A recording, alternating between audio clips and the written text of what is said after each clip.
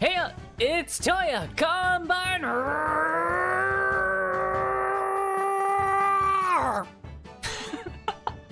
I don't know why I did that for so long, but hello everyone. Good morning, afternoon, evening, depending on which time zone you are at. Happy Tuesday, Wednesday, everyone, depending on, whatever time zone you're at. Yeah.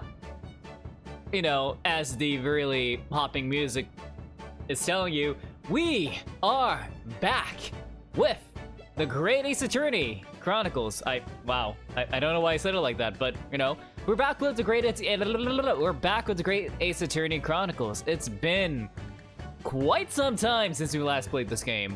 I think it's been almost like a year. Yeah, it's been a hot while. Like I first started playing this game like 2 years ago. Yeah, and we stopped, but so I don't really know where we're at right now, but I do recall certain things. What was it? We made it to we made it to London, right? We are in Londinium. We made it to Great Britain. And we came to replace our friend. If I'm trying to remember, we came to replace our friend. I forgot what his name was, but our friend that was killed on the boat right here, which is basically case 2. The second case. So this is the third case. And to kind of prove our worth, because we're not actual trained lawyers or defense attorneys, we were tasked by this guy.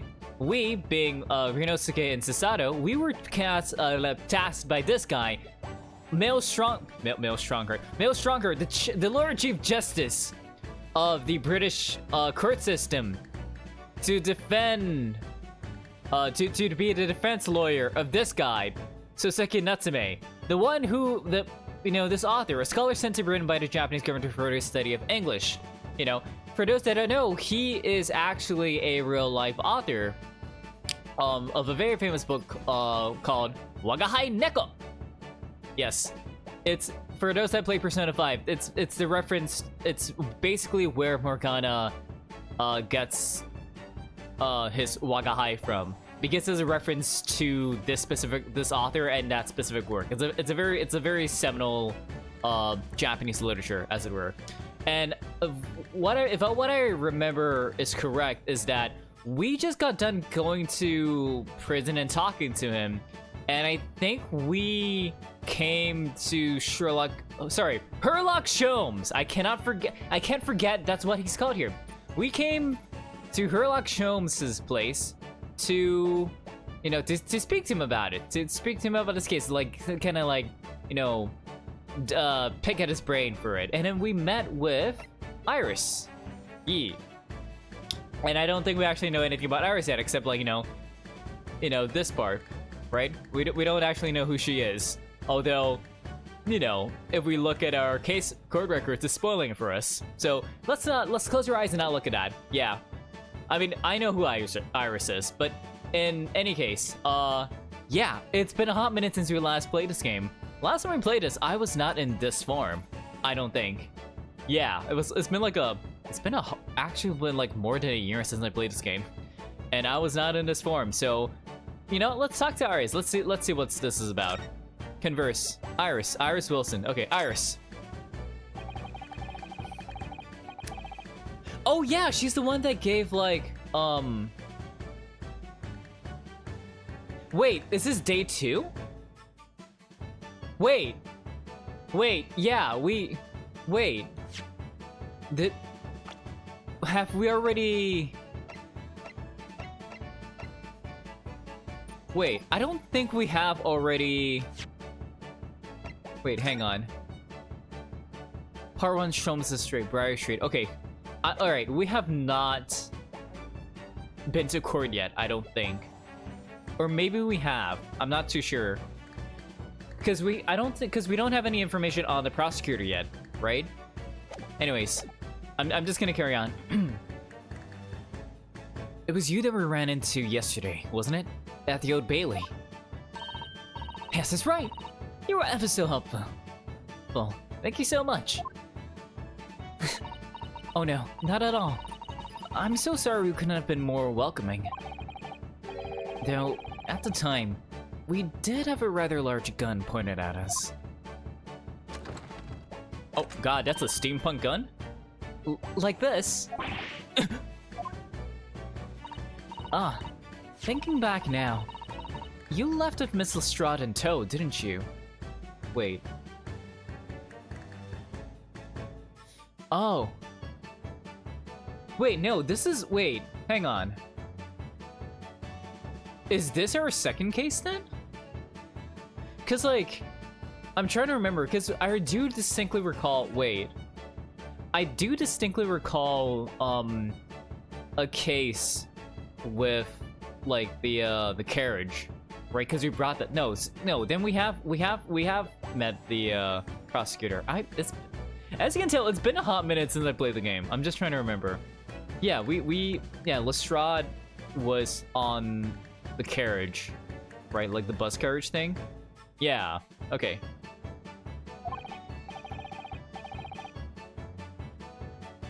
You know what? I'm just gonna keep going on and try to figure out where I'm at. Oh yes, that awkward witness, Gina Lestrade. Oh, Jenny! I'm trying my best with the accents. Yes, she's a professional pickpocket. So we found out. It was very naughty of her to pinch my invention like that. Are you referring to that trial-disrupting gun-like contraption? Exactly. So I followed her, you see, to get it back. Perhaps I should think about fitting a self-destruct mechanism in my inventions. I'm not sure. You know what? They'll be cool, but I don't think that's a great idea. This girl is dangerous. Anyway, I brought Jenny back here after that, so she could apologize to my trusty technician. Sorry, your technician? Oh, Hurley, of course, silly. Herlock, right? Herlock Sholmes? Yes, Herlock Sholmes. We live here together. I had no idea the great detective had such an interesting young daughter. Daughter? Not likely. What? I wouldn't call him Hurley if it was my father, would I? Well then, what is your relationship with Mr. Sholmes? Well, I expect you found out that lodgings of any kind in London are very expensive. So, the solution is to share the cost of a partner, a roommate. Your roommates? And they were roommates! No, not like that, not like that. I hope you don't mind me asking, Iris, but how old are you? 10 at last this year. Well, what if your mother and father? Don't have any of those. Oh, Rinosuke! You can't, Oh, no. They're not around. Oh, I see. I wonder what the story is there. Okay, Wilson. Oh yes! There's something I must ask you. Of course. Go ahead, Susie. I'm a very great fan of the adventures of Herlock Sholmes and... Oh, you have a copy of Rand's magazine! Yes, I read every issue. It's delivered all the way to Japan on a ship. Wouldn't that be out of date then? Oh, this is so exciting! My stories are being read on the other side of the world. My stories? That's right. Ellie is always solving such amazing cases, you see. And he tells me all about them. They really are quite fascinating. It would be such a shame if I was the only one who ever heard them, don't you think? Goodness!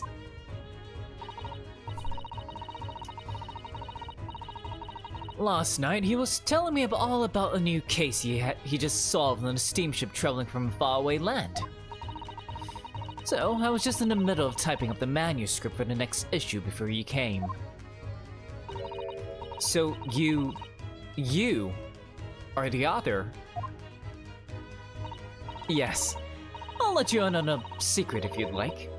I'm gonna call the latest adventure the Speckled Band. Oh!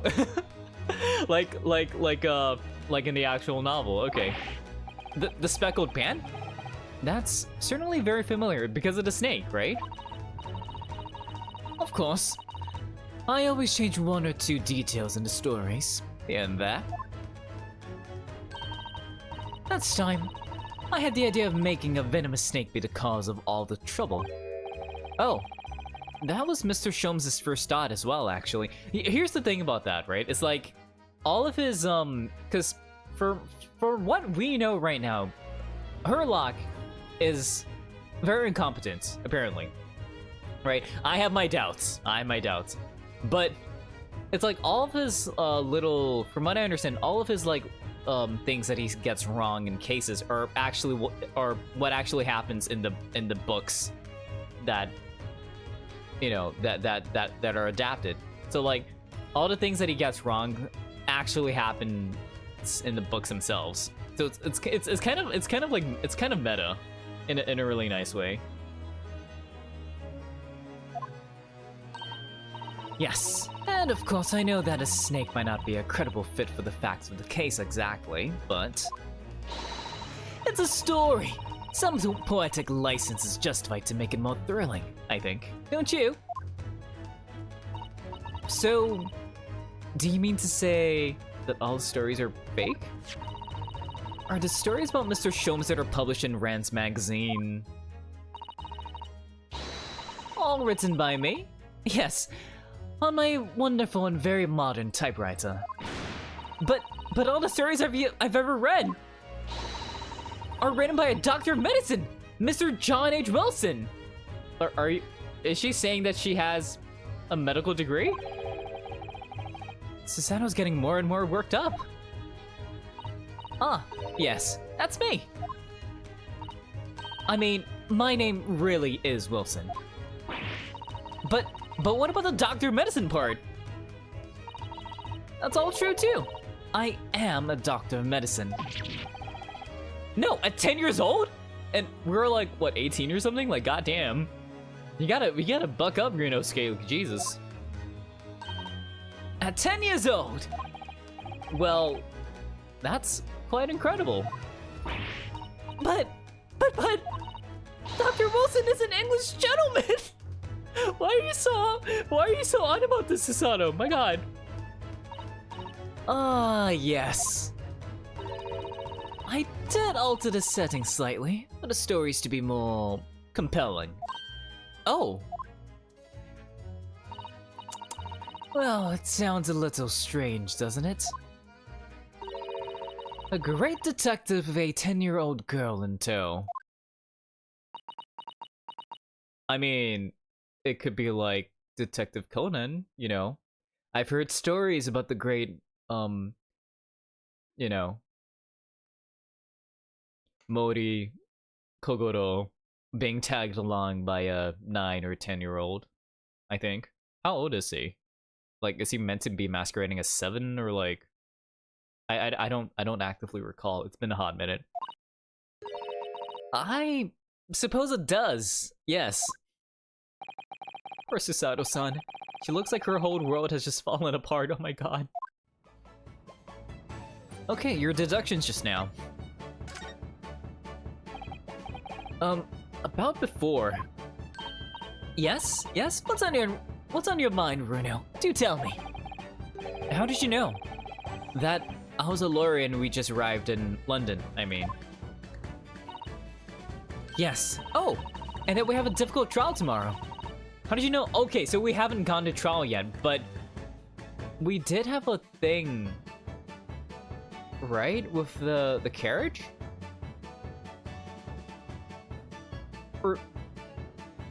I'm trying to remember.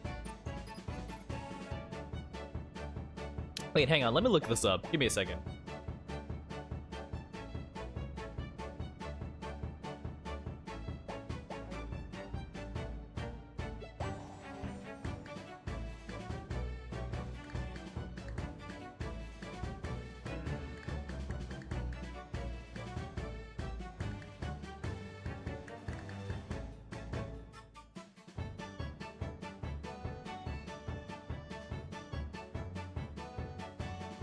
Okay, so, okay, alright, okay. 1, 2, 3. So, okay, this is the 4th case then. Okay, so, alright, so, okay, I'm remembering it properly now. So, we did have a case yesterday, right? Or, like, we had a case, like, previously, where we did defend, you know, we did defend someone in court because of the carriage incident, right? Gina Lestrade was a witness, and we did meet Baruch von Zeeks. Okay, I'm remembering things correctly now. So this would be like the 2nd case after. Because we're trying to like find like a place to live as well, I think, right?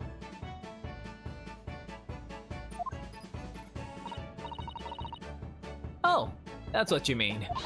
Please, tell us how you did it. Explain every detail. Of course, I'll be delighted. Although, there's really no mystery. Now, let's begin. Oh my gosh, look at that. That's kind of cute. Iris Wilson is proud to present her logic and reasoning spectacular. First of all, I knew already that you were a lawyer, Bruno. After all, I met you yesterday at the Old Bailey in the defendant's antechamber. But you also just said that we'd only just arrived in London. How did you know that? Oh wow, this is actually pretty cool. I observed a passport and travel ticket protruding from your breast pockets. Oh. So I was reasonably confident that you must have only just arrived in the country. And on top of that, you accepted a case against that particular prosecutor, telling me you were unaware of London's court affairs. The Reaper of the Bailey. I walked right into that one, didn't I?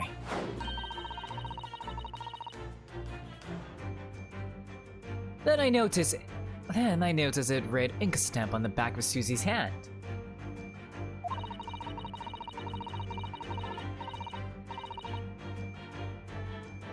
Oh, okay, I'm trying. Alright, that's why. Like, we were defending Magnus McGilded or something. Yeah.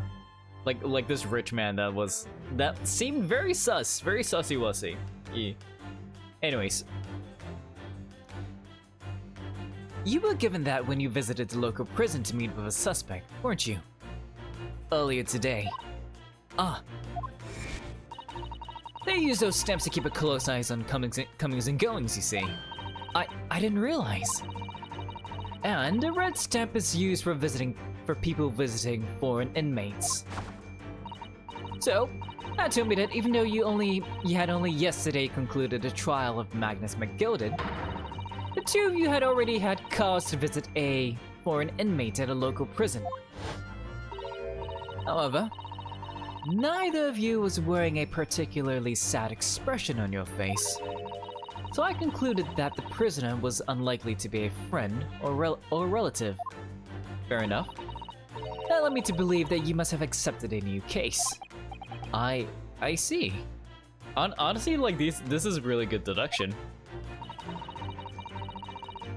But how could you have known that the trial is tomorrow?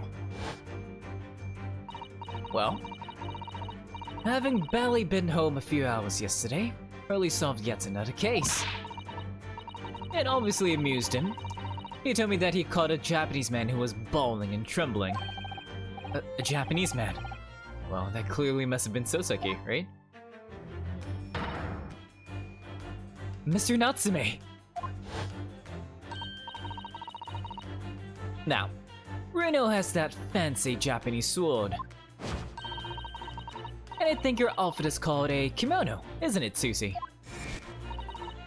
Well, anyway, it was clear to me that you both come from Japan yourselves. So I put two and two together and decided you must be defending the Japanese man Hurley caught. And there was only one conclusion those facts could lead me to. You both came here to ask Hurley about the case.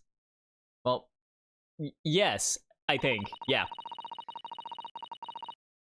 There's a note on the mantelpiece that says the man's trial will be tomorrow. Hurley's always stabbing his notes with a knife, you know? He is like this with the one right here. Okay. And that's all there was to it, really. Thank you for listening. I'm Iris Wilson, and that was one of my great deductions. Dots. Dots. Well, was it a winner? Are my deductions correct? They were spot on. That was amazing, Iris. Truly a great deduction. You even managed to discern something of Mr. Sholmes' delivery. Oh, well, I was just copying Hurley's style for that. This is really very good news. You can tell us all about the case involving the Japanese man. You will, won't you, Iris? Please. Okay, the case for the Japanese man, please tell us. We need more information.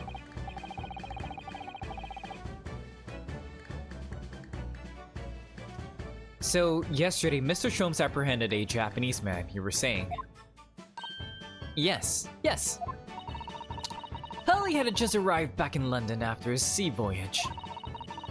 But the policemen were waiting for him at the railway station to take him directly to the crime scene. Great detective is a popular man, it seems. Apparently, a woman was stabbed on a quiet street somewhere in town. There were witnesses who had seen a short, shifty-looking, stooped man running away from the scene. A short, shifty-looking, stooped man. Mr. Natsume, beyond any doubt. Soseki-san said that he didn't see anybody else on the street at all. But it seems there were witnesses after all. Hurley used his great deductive powers to determine the man's address. It was a lodging room, very nearby. He went directly there with the police, and what did they find? A short, shifty-looking stooped man shivering in fear. Yeah. Mr. Sholmes' great deduction certainly hit the mark that time. Of course it did! He's a great detective! Sasato, please! Still, that means the incident occurred only 2 days ago. Surely tomorrow is too soon for the trial, isn't it? Definitely. We have no time to investigate properly. Hurley says that London is rife with crime. Oh. Scotland Yard is doing its best, but they can't stay on top of it, apparently. Oh dear. I hadn't realized the situation was so dire. That's why they can't afford to spend too much time investigating cases and trying the criminals in court. Staff and money are both short. Crimes are usually pinned on the first suspicious person. I mean, I guess that's efficient, but that's not necessarily ethical, right? That's terrible, exactly. I suppose it's the harsh reality of the workings of the world's greatest justice system. I suppose it is. But in that case, I don't hold out much hope for Soseki-san.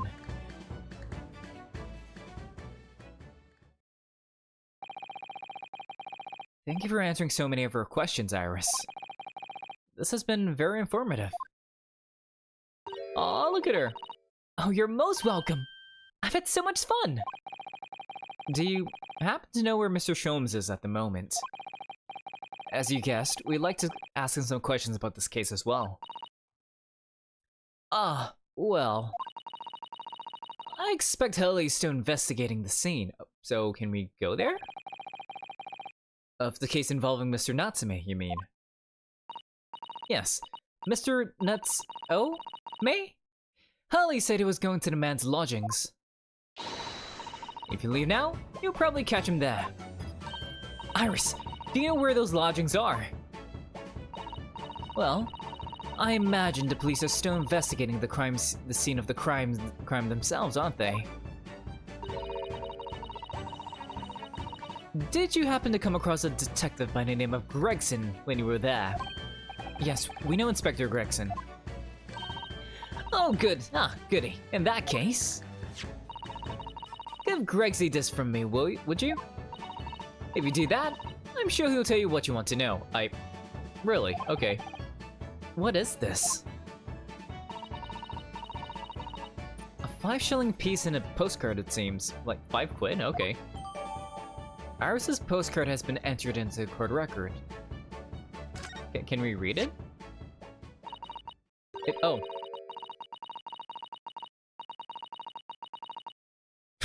For 5 shillings? It reads, "Tell the gentleman in black whatever he wants to know. I trust that won't be a problem. Huh. Gosh! This will make the inspector help us, will it? Well, thank you, Iris. We'll give it a try.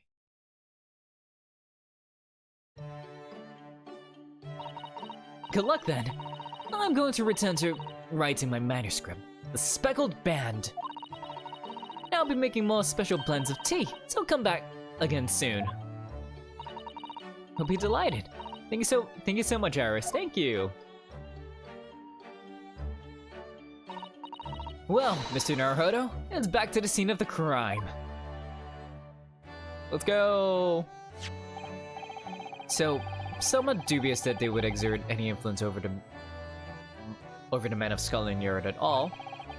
We headed back to the scene of Iris's curious note and one of the world's heaviest silver coins in hand.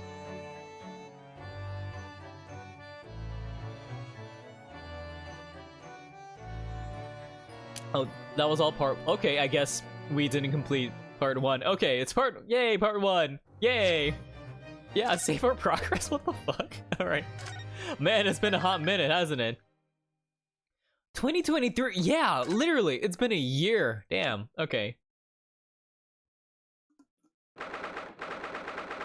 William Rock.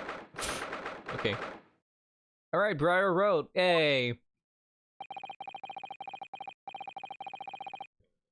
It looks as though the police are still here, carrying on with their investigation.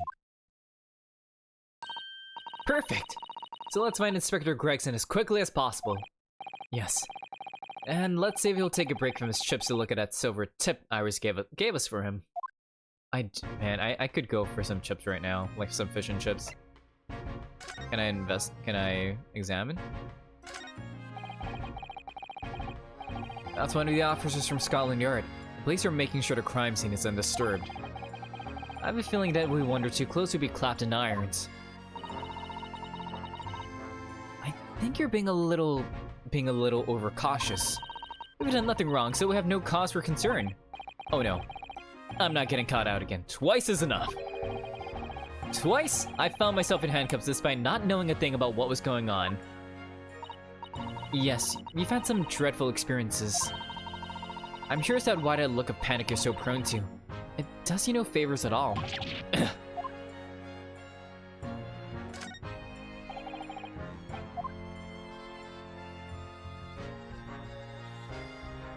Okay. Oh yeah, we can like... Can I take a look? Wait, oh, I can't examine it. Ooh. Let me see. This is a 5-shilling piece, isn't it? I believe it's called a crown. Yes, and you can train a Scotland Yard detective to do whatever you want with just a single one. Iris must be the most powerful 10-year-old in the world. How much is 5 shillings, by the way? What's it really worth? Well... It's probably enough to buy all the chips the inspector could possibly eat in a whole month. That's greasy. 221B Baker Street, nice. Aw, look at that. Tell... It's in cursive? Tell the gentleman in black whatever he wants to know. I trust that won't be a problem. She has a little heart in her signature. I love that. Iris's little handwriting is adorable, isn't it? Tell the gentleman in black whatever he wants to know. I trust that won't be a problem. Yes, the handwriting might be adorable, but the message is ominous. There's no room for sentiment there. I'm sure it's simply the way you're interpreting it, Mr. Naruhodo. Anyway, I do hope the inspector will tell us what we need to know when he reads it.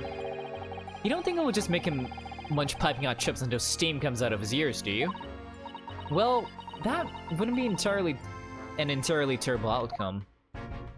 Okay.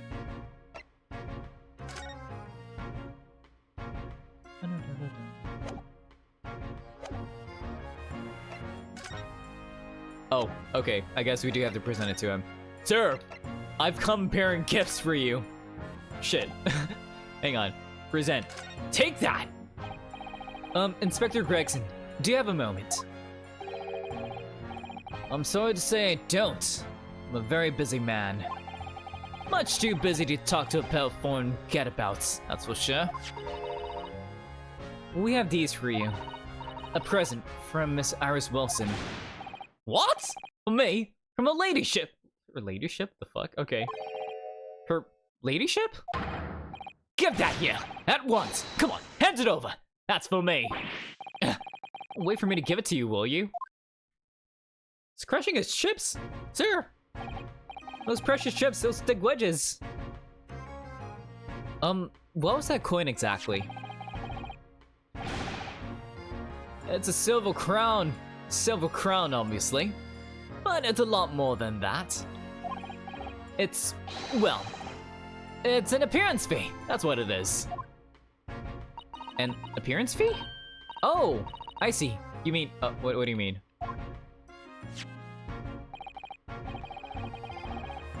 Oh, because his name isn't there. That's right. That's right. For the adventures of Herlock Sholmes, a ladyship always offers me a little financial reward for featuring me. Every time. Yes, yes, of course. I know all about your exploits, Inspector. I read them avidly. Of course, using my name without my say-so makes me the butt of a lot of unpleasant jokes, but still. Ooh, look at that. Ooh. I am sorry, Inspector. That must be difficult for you. Never you mind that. So, what do you want to know then, eh? Sorry? Tell the gentleman in black whatever he wants to know. I trust that won't be a problem, it says. Well, obviously it's not a problem. Go on, fire away. What do you want to know? Well, if you wouldn't mind, Inspector, would very much like to know the address of Mr. Natsume's lodgings.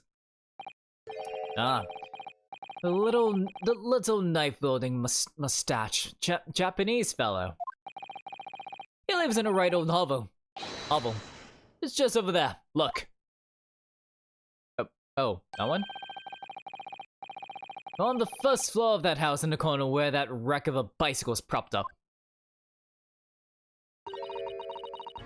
That is nearby indeed. If I remember rightly, landlord is a Mr. John Garadab. Garadab? Right, well, if you see her again, you make sure you give her ladyship my regards, you hear? I mean it. You tell her that Gregson sends his very best wishes. I mean, hey, he's getting like 5 shillings. He's getting all the fish and chips he wants. God damn it, I'm getting hungry. I want fish and chips, holy shit. I'm actually very hungry right now. Why? The heck? I ate food. I ate food before this. What is happening? Anyways. Don't worry, Inspector. We will. Goodbye for now, then. And long live her ladyship. Okay. That was dramatic. Well, at least he told us what we wanted to know before he left. Yes. So then, shall we go and see what we can find in Mr. Natsume's lodgings? Let's do it! Definitely! I feel like I'm slowly giving, like, Rinosuke and Susato, like, British accents, and I feel like, in a way, it kind of works because, like, they are, like, experiencing like all of this, right? So I feel like it would make sense. I think like the English voice actors do give them like English, like British sounding accents, possibly. A new location has been added. Nice.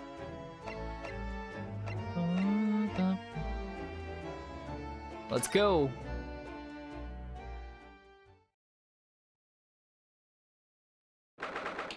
Oh wow, look at that.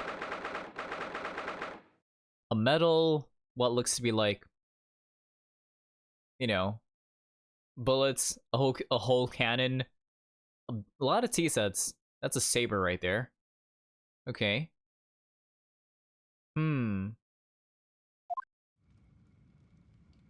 Is that a candle? Excuse me. May I help you? Yes. Would this be the residence of Mr. John Garadab? Indeed it would, sir. And who, may I say, is calling? My name is Rinosuke Naruhodo. I am... Mr. Naruhodo is representing Mr. Soseki Natsume. I believe he takes lodgings here. Oh, that looks like a nice surprise. Like a good surprise. We'd very much like to ask him some questions about our client. One moment, please. I shall convey the message to Mr. Garadab. Did you see that, Mr. Sato? That was a real-life English speak. That's what you're on about, Rinosuke? I know! As I understand it, anyone of standing in English society employs a number of household staff. But that was the first time I've ever seen one in the flesh. Oh, this day keeps getting better and better. It certainly feels like we've really arrived now, doesn't it? We only need to meet a butler, and experience will be complete. It was the butler this whole time! Well, I'm not sure if I'll go that far, but I understand the sentiment. Thank you for waiting. Mr. Garadab will see you now. This way. Oh, he's right. Yo! He looks like a moon. So angular. Oh wait, this is his stuff, I guess. This is his portrait. Potentially his portrait, right? So these are his spoils from the war, I'm guessing.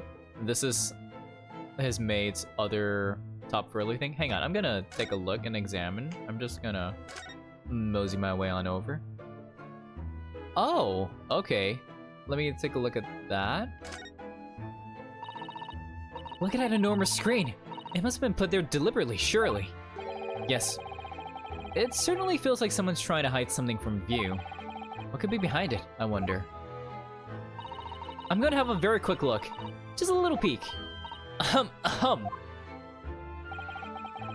Maybe let's not, Mrs. Sato. I think the maid is gonna head us off with a cup of tea.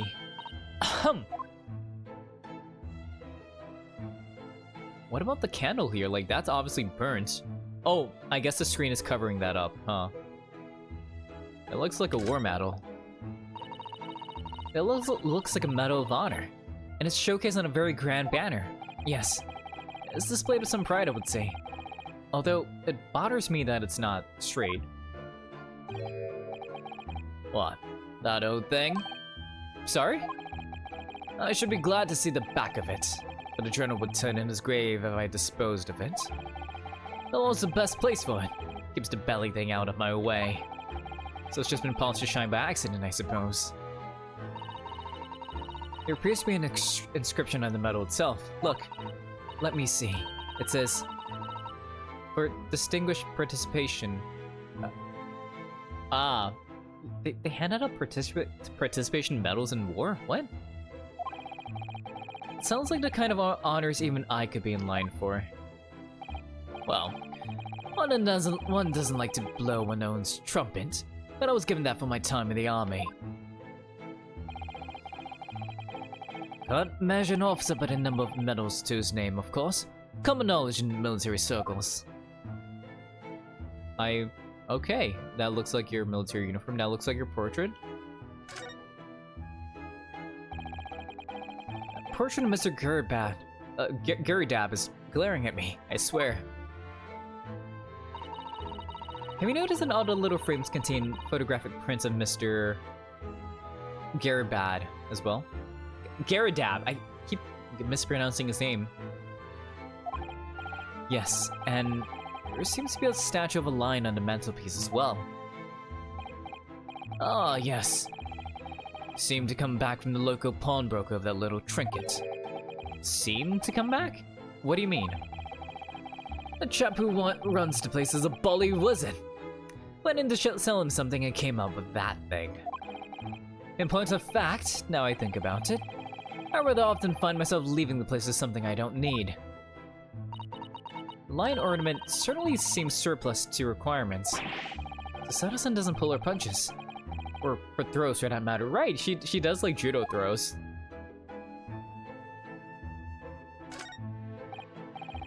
Are those mortar shells? They're enormous. Ah, I haven't noticed.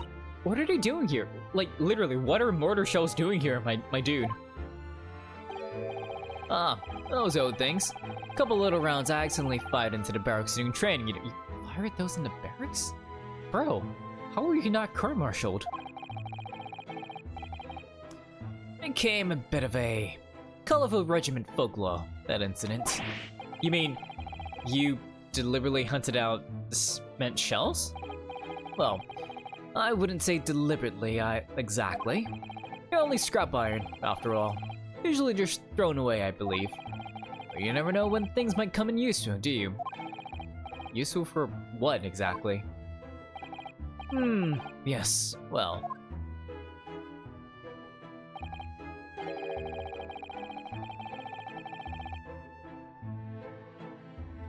Joan here did manage to knock one of the bally things on my foot the other day while she was dusting.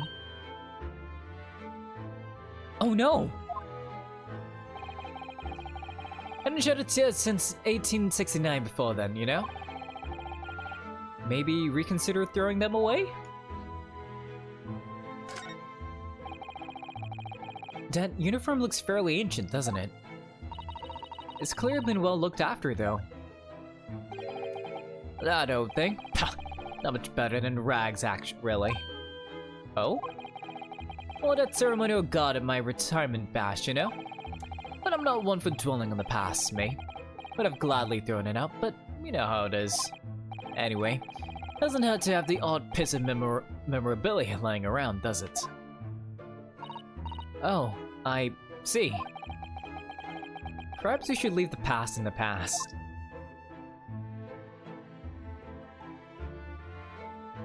What about that? Okay, that's the cannon. A full-size cannon! What's it doing in here? Oh my, it's real! I thought it might be a replica. How can you tell if it's real? That old Yes, just that old thing. Bah! That's nothing more than a toy, a whole-ass cannon in your fucking room. Alright, sure. That's just a toy, absolutely. A whole freaking cannon. Sorry? The army was selling it off when I retired, so I decided to give it a new home. What?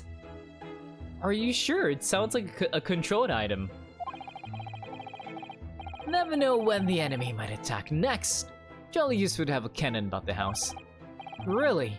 It isn't overkill? Be prepared, I always say. You never know what this twisted world is going to throw at you next, boy. Do you think there may be trouble brewing, Mr. Garadab? Always is. Like Joan here. Never fails to have a clean apron in reserve. Dries them over the barrel, you see. They dry her very well on the cannon there, Joan tells me. Which rather proves my point, I feel. It's been reduced to a drying rack. No wonder the huge cannon looks like it's hanging its head in shame.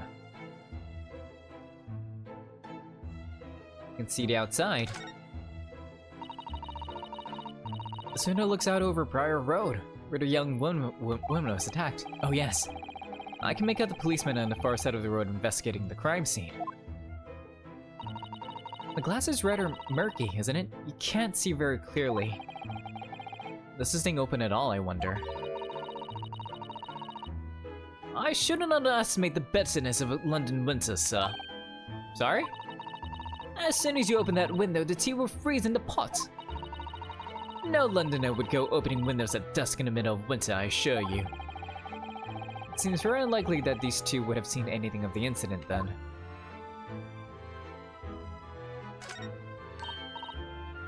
Oh, look! What a wonderful collection of cakes lined up on that gleaming silver cake stand. Lined up? It looks more like someone has half demolished them to me. Man, I am hungry, what? Afternoon tea is a time of indulgence, you know? It is quite the English way. It is Mr. Garradap's custom to take 2 cakes with his tea. How are you so trim then? That sounds delightful! Oh, wait a minute though. There are at least 10 cakes on his cake stand. Well, naturally! And it would never do to waste the leftovers. So, oh. So she keeps it there so that she can eat more cake, I see. That's smart, that's using your brain. So whatever Mr. Garradap doesn't eat, I say to myself, Joan, you shall have to tidy up. How magnanimous of you. And the candle. I'm guessing like because the bike, right? Maybe it hit the fence and like the impact was enough for like stuff to fall out, maybe? That's a candelabra. This old candle holder looks a little out of place here, wouldn't you say? Yes, you're right. It's clearly supposed to be gold, but it's completely black for some reason. Ah, that old thing. Yes. It's just a cheap piece of ironmongery. Gimcrack, really. Gimcrack, really. That's the first time you've kinda before you're that old thing. Oh. Used it when I was studying, don't you know? For my commission. I know it's old. All I will hang on to, really, but, well, still has its uses sometimes. Of course. Does everything in this room have some elaborate story behind it? They're memories, Mr. Naruhodo. Memories. So you say, but what is with all, like, the broken stuff here?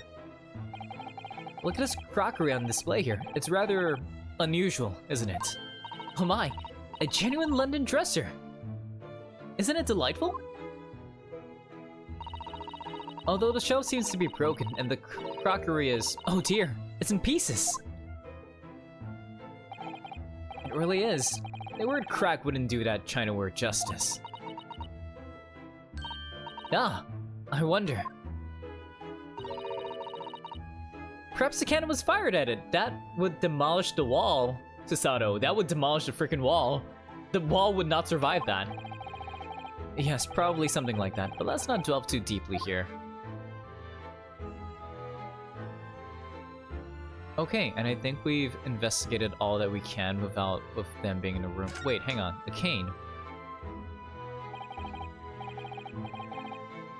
Good day to you. Joan Garradap at your service. Pleased to meet you, sir. This is Rinosuke Naruhodo. He is a defense lawyer. Do you excuse me for not getting up? Took a shot to the knee a few years back in the Battle of Maiwand. Don't you know? Earned a medal for my pains, but had to withdraw from service. Handed over the reins to the up-and-comings. So he's a retired soldier. It's a hell of a job getting up and down stairs now, I can tell you. Don't get up much, as you can imagine. Yes, it's quite a climb up here to the 2nd floor, isn't it? I was panting at the top of the stairs. You really must take more exercise, Mr. Naruhodo. Do you think so? Well, Mr. Garradap.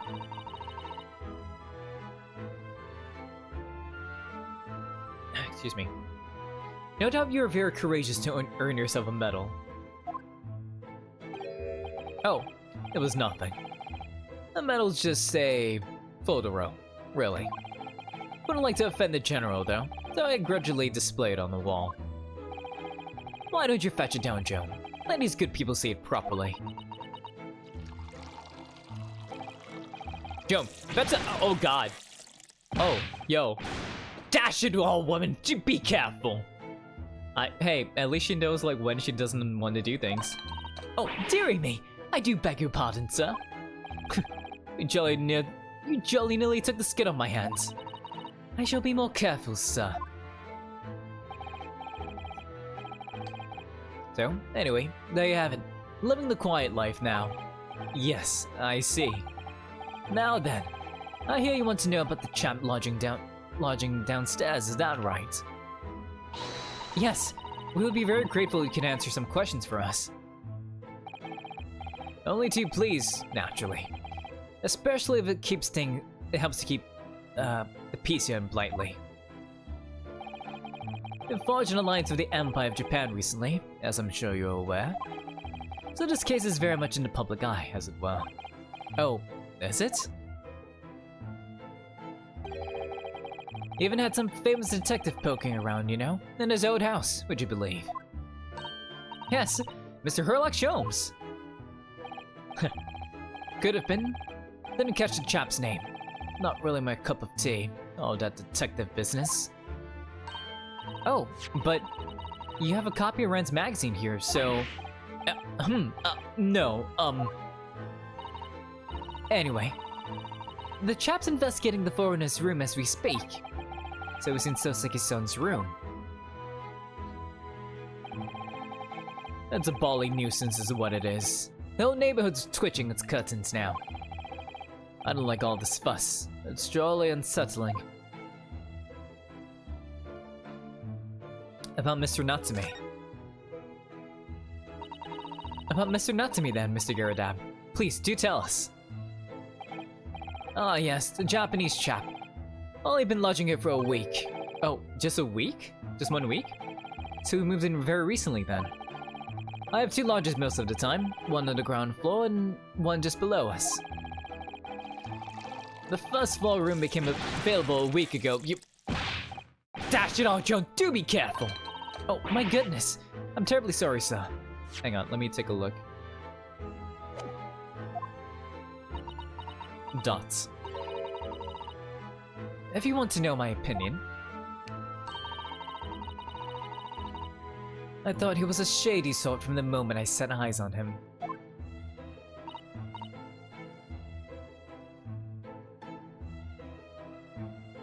Oh, why?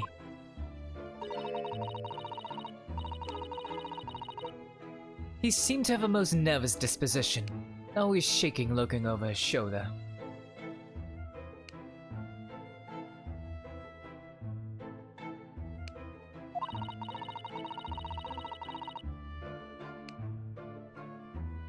The man had shady written all across his sweat-soaked brow if you asked me.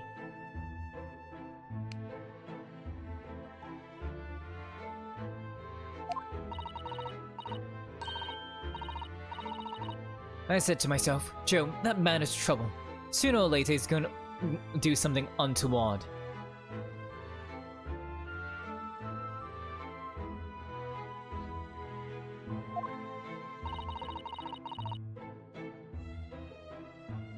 And I'm rarely wrong about anything.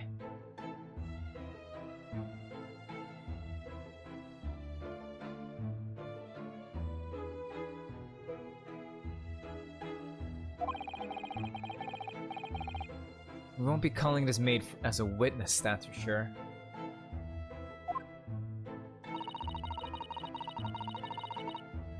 Was there anything else that struck you as suspicious about the man at all?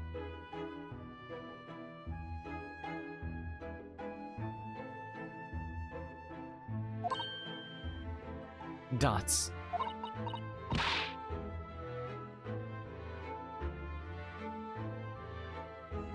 Yes! Oh yes, indeed there was!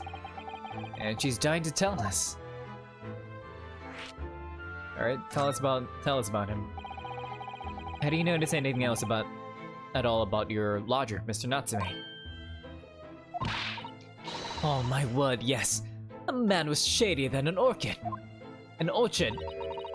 Could you elaborate? Well, take the man's room. Absolutely stuffed with books it is. More than anyone could ever read. And he never so much as passes the time of day with another living soul. I haven't seen a single visitor call. He just trots off to that old bookstore every single day, and comes back at 5 to light the gas fire. And the funny little man is up long past the time everyone else in the house has gone to bed too. Oh, I see, but you know, maybe he just likes to keep to himself, Joan. A gentleman on the ground floor goes to bed at around 9 each night. But I've never known that Japanese fellow to retire any earlier than 2 in the morning. Oh, right, the first floor, right? Because this is England, right? The ground floor, first floor, and the second floor. Okay, gotcha. Dots. Could you clarify something, I wonder? What, pray? How do you know so much about Mr. Naruhodo's... Mr. Natsume's routine? That's a good question. Oh! I'd understand that neither of the lodgers live on this floor of the house, is that correct? That's right, yes, they're both below us. On the first floor and street level. Then, how's it that you know so much about the lives of your lodgers? The precise times that they come back in the evening, for example. Even the times they go to bed.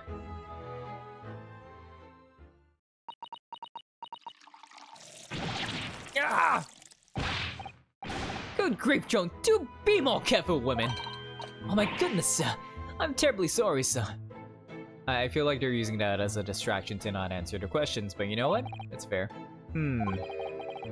Something doesn't add up here. The incident 2 days ago. It seems that the incident took place at 5 in the evening. Did you happen to look out of the window around that time? The window? Yes, we noticed that the window over there looks out over Briar Road. The incident took place on the pavement just on the far side of the street.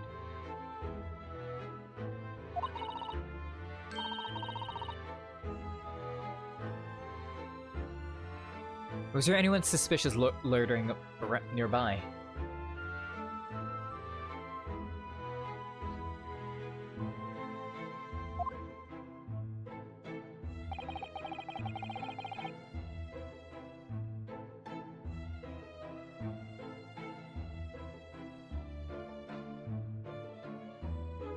Five o'clock is dinner time in the Garradub household, so I'm afraid I don't remember seeing anything. How about you, Joan? No, sir. It would have been dusk outside already at that hour. And with the fog as well, I should think it would have been quite impossible to see the other side of the road. Oh, I see.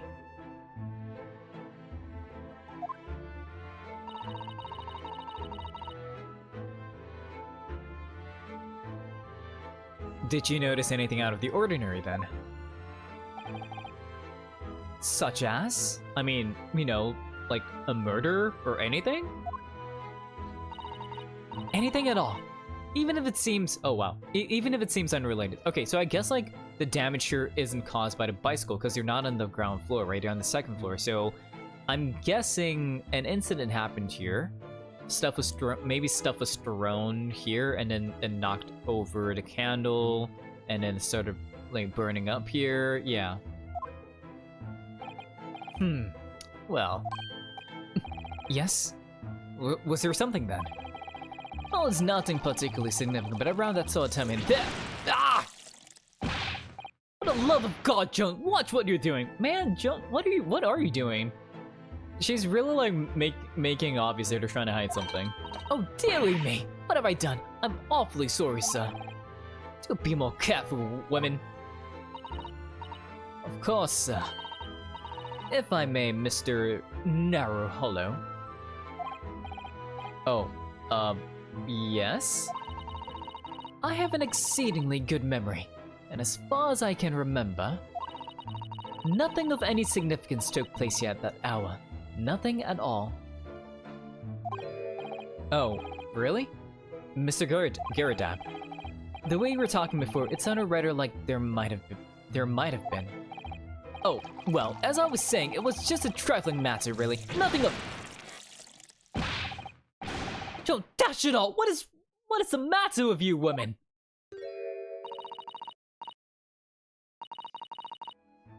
Begging your pardon, sir. Nothing happened. Yes, quite. Nothing happened. We sat down to a quite uneventful meal. Joan? That's right, Mr. Garadab. Dots. What's the matter with these two? It sounds like something happened in this room on the evening of the incident, but what? Hang on, let me take a look at, like, the people stuff. Maid, we don't know her name. Well, we know her name is Joan.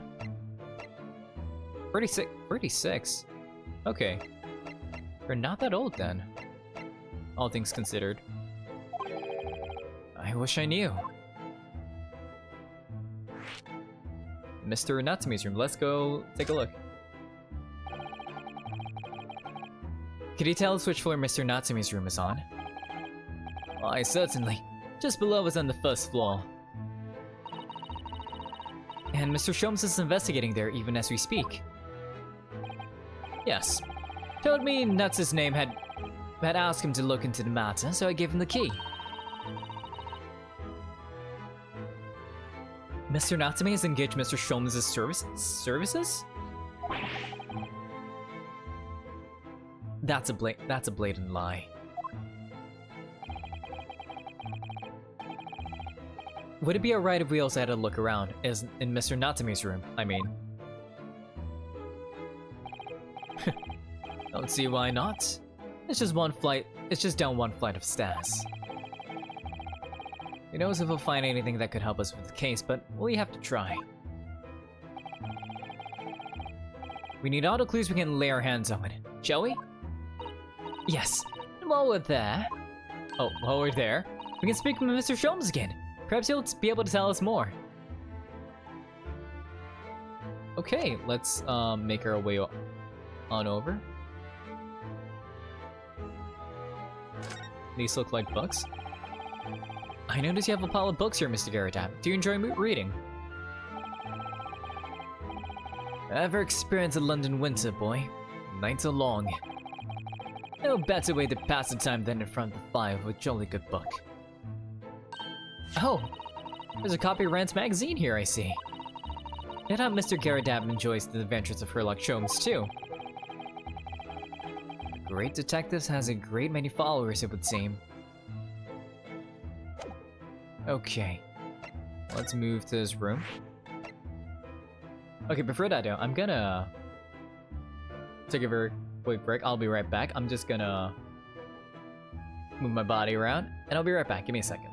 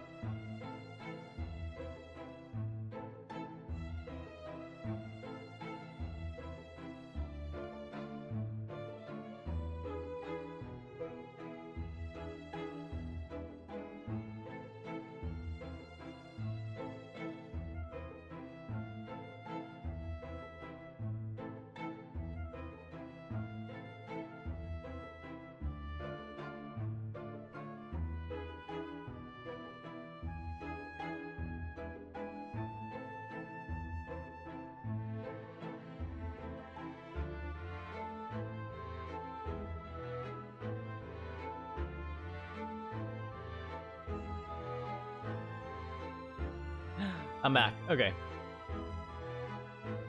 Alright, let's head to Mr. Natsume's room.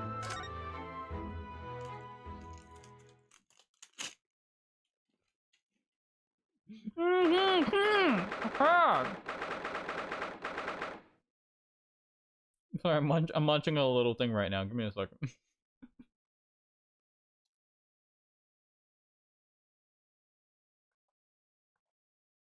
A little cat. A little cat. What? So look at this place. She was right that there was a lot of friggin' books here. Damn. Smell it. It's so musty in here. I suppose it's the mountains of old books that are responsible for that. Dots. She sees the cat, doesn't she? Or not. I don't think I've ever seen so many books in all my life. No, me neither. It's so dark in here, too. There is no window. Is that a window over there? It looks like a brick wall. Well, it was a window, I think. Yes, once upon a time. But for some reason, it's closed out of bricks and mortar.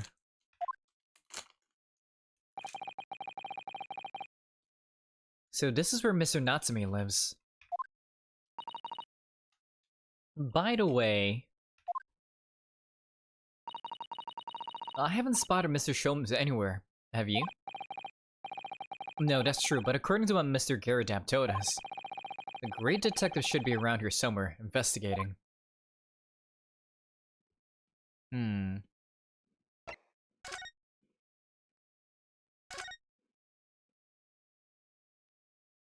I feel like he was hidden behind the books or something.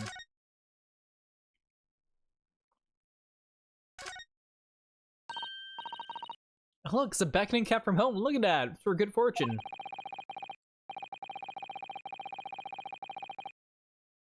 It's a bit big and bulky, isn't it? Surely Mr. Natsume didn't bring that Maneki Neko all the way from Japan with him. I hardly think you're in a position to comment, Mr. Naruhodo. Is it because I have a katana? Oh, are you forgetting that the enormous Darumal doll that you brought in your luggage? Well, it can be dangerous traveling abroad. I wanted a Lucky Charm, like a big Darumal doll? Really? My dude. Well, I imagine Mr. Natsume wanted the same, and this cat is sure to beg him good luck to him. It's not doing a very good job so far, is it? You mustn't say such things. I didn't say a word! Why are my eyes such a giveaway?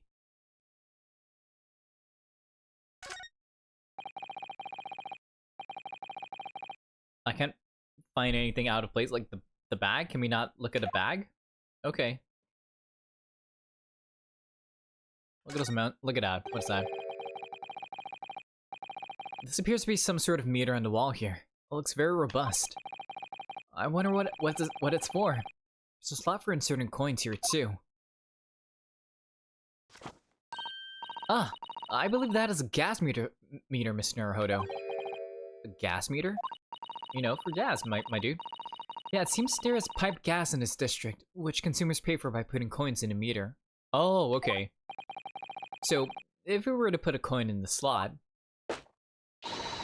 that would be enough gas to use the lights and gas fire for the whole night. So, if you're too poor to have a coin, you have to spend the night in the dark and freezing cold. That's right. As would a rich man who only carried crisp white notes. Brr. London is a scary place. I almost feel like it's like there's pickled plum in here. Anyways. Look at all these books stacked up there. They almost reach the ceiling. They're all works of English literature, and they all smell so musty. With this volume of books in hand, you'd never be short of reading material, would you? No, what a dreamy idea. Bad dream, maybe. For me, at least. Mind you, I don't imagine the books that's at the bottom of the pile now would ever be read again. So reading it is an experience that comes but once in a lifetime. Just like the sea ceremony teaches us. I certainly didn't expect the conversation to turn down the path of tea ceremony philosophy. Cat. Neko.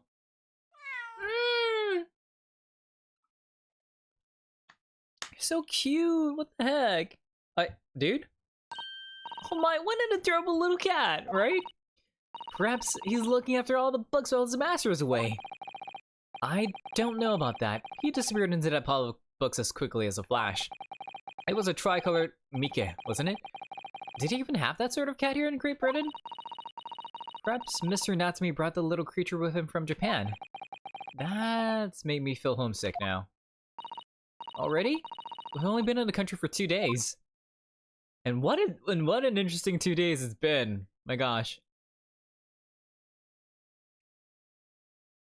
So, what is up with this window? Could you even call this a window? I think so. It was a window at one time after all.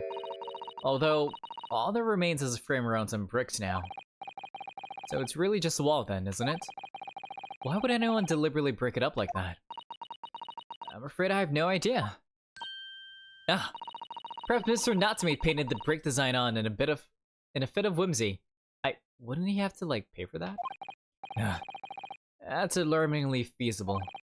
Anyway, whatever the reason, the lack of ventilation here makes the place very oppressive. It does. I imagine being cooped up in a room like this would be extremely trying. Let's look at his desk. That desk seems to be wedged into the crevice between the mountains of books on either side. I suppose Mr. Natsume would sit there and read while stroking his cat. But surrounded on all sides by these towering old tomes, surely he dreamt of books every night as well. Yes, he must have done, mustn't he? Oh, what's this? But he's only been here for a week and he's gotten all these books already? It's a receipt from a secondhand bookshop. Your books. Oh, yes. Mr. Natsume's name is on it. Look, and a date of purchase. 2 days ago at 4:45 p.m. That's the day of the incident. Nice. We got some evidence. That's just a short while before he was embroiled in the terrible attack. He must have been on his way back from buying some old books. The second-hand book receipt has been entered into the court record. Nice. Oh, wait, hang on. Let's examine, let's take a look at it.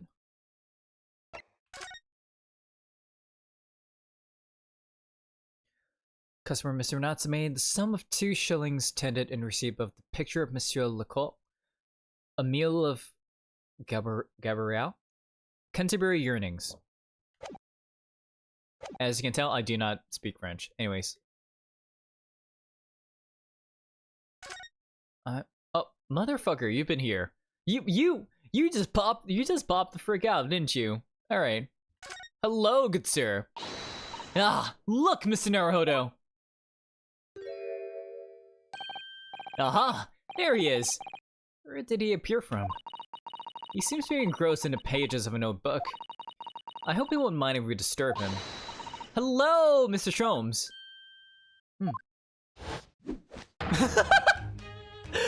Oh, you two! Good day! Now, let me see. Where was it that we met? Oh, Mr. Sholmes! We were together on the SS Buria. Yes, of course! The Buria! And let me see... what happened on that voyage? It was Kazuma Asogi. He died, tragically. But you were a great help to us. Ah, yes, but of course, the case of Mr. Asogi. It was the one of the snake, wasn't it? There was no snake involved. No. Oh, it was a scarf, right? Well, you seem to remember something of it, at least. What an honor to be remembered vaguely by the great Herlock Sholmes. This is Mr. Oh no, my dear madam, hold your tongue. I pride myself on my superior powers of recollection. Your names are safely recorded in my brain attic. Miss Naruhodo. And Mr. Susato. Try the other way around, Mr. Trump. He has to be screwing with us, right? He has to be messing with us, right? Right? I don't think he's just a himbo, right? I don't think so. I lose the first round.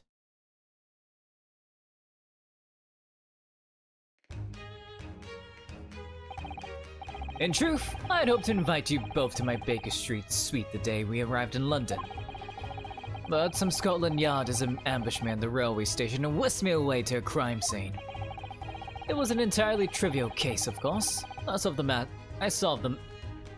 matter in no more than 30 minutes.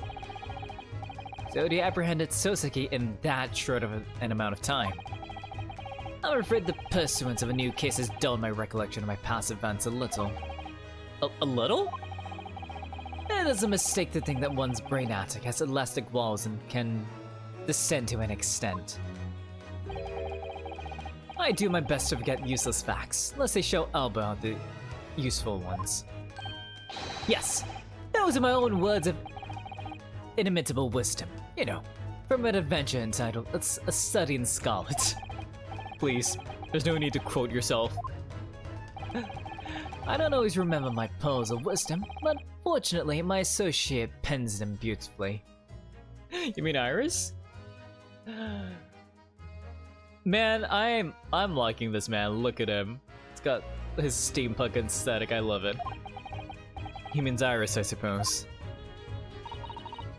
Mr. Sholmes, we have some extremely important questions to ask you about the trivial case you just mentioned. Goodness! What an earnest expression. My dear madam, I should be only too pleased.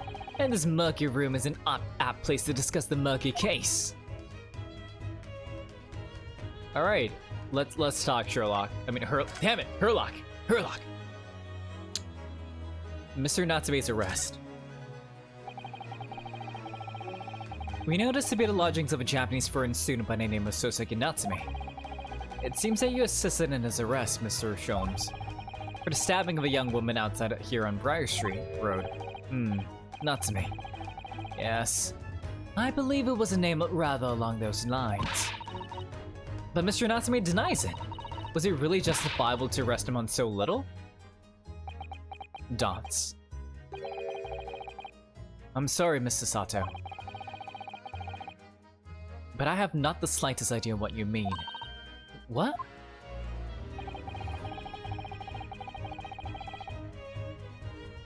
Wait, you don't know what? I can't believe he was looking Sasato-san squarely in the eye while feigning ignorance. I assure you, I'm not merely feigning ignorance. It would appear as if the pair of you are under some misapprehension. Oh, how?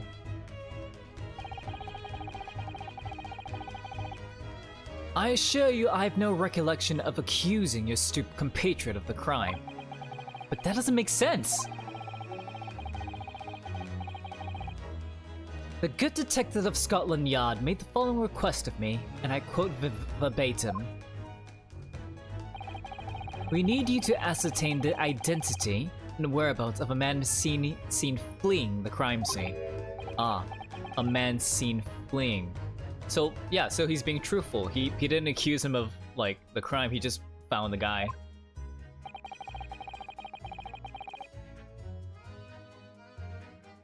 Excuse me. There were a number of books scattered on the pavement at the scene. From the book plates, I was quickly able to determine the bookstore from which they had been purchased. Once speaking with the proprietor, I was immediately led to this address. Elementary, wouldn't you say? I believe there's a receipt around here somewhere from the establishment in question. We did find that. So you don't think Mr. Natsume is the culprit then? That I could not tell you. But it was aggravating my faculties, hence why I returned here. However, this place is such a trove of fascinating books. I have found myself quite lost in bibliophily. Do not be deceived into believing that I'm a man of leisure. No, no, no. Oh dear. Mr. Garadab, the landlord. Okay, so Herlock's on our side. Maybe? Tell me. Have you encountered the landlord of these lodgings? Yes, Mr. Garadab. A retired military man. It was the first time I've ever met a soldier from the great British institution that is the services. And it was the first time I've ever met a maid from the great British institution that is service. Nice. Dots. I didn't think it was that funny.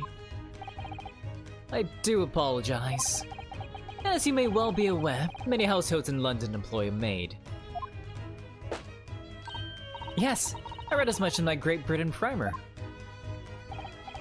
And so, conversely, whether or not a household employs a maid has come to betoken the social standings of those dwelling therein. Okay, so you're implying that that maid is actually not a maid, right? And it's just meant to make him appear to be rich, I assume, right? Betoken their social standing? Sorry?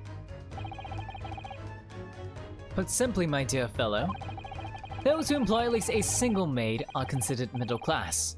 Those who do not are beneath that. In the upper echelons of a society, of course, households employ enough staff to constitute a large family. Goodness, how extraordinary. As you can appreciate, for those on the precarious boundary between the middle and lower classes, being able to afford just one maid is of the first importance. I had no idea. And it is for precisely that reason that I find great stimulation in the situation upstairs. Specifically, in the retired army veteran, Mr. John Garadab. Oh? Affable as he is, the fellow is hiding something. Whether or not it imposes on the circumstances of this case, I am as yet unable to ascertain. I'm thoroughly lost on what he means to say. But yeah, most likely what he means is that the maid upstairs is actually not a maid. Because he says, like, it's the appearance of social standing. Like, he's giving us... This man is not an idiot, right? He's giving us hints. Like, not so obvious hints because they're hidden by, like, tangents that he rambles off, but he is not an idiot. I do not believe so. He's playing us. He's playing us. Alright, let's talk about the ninja room.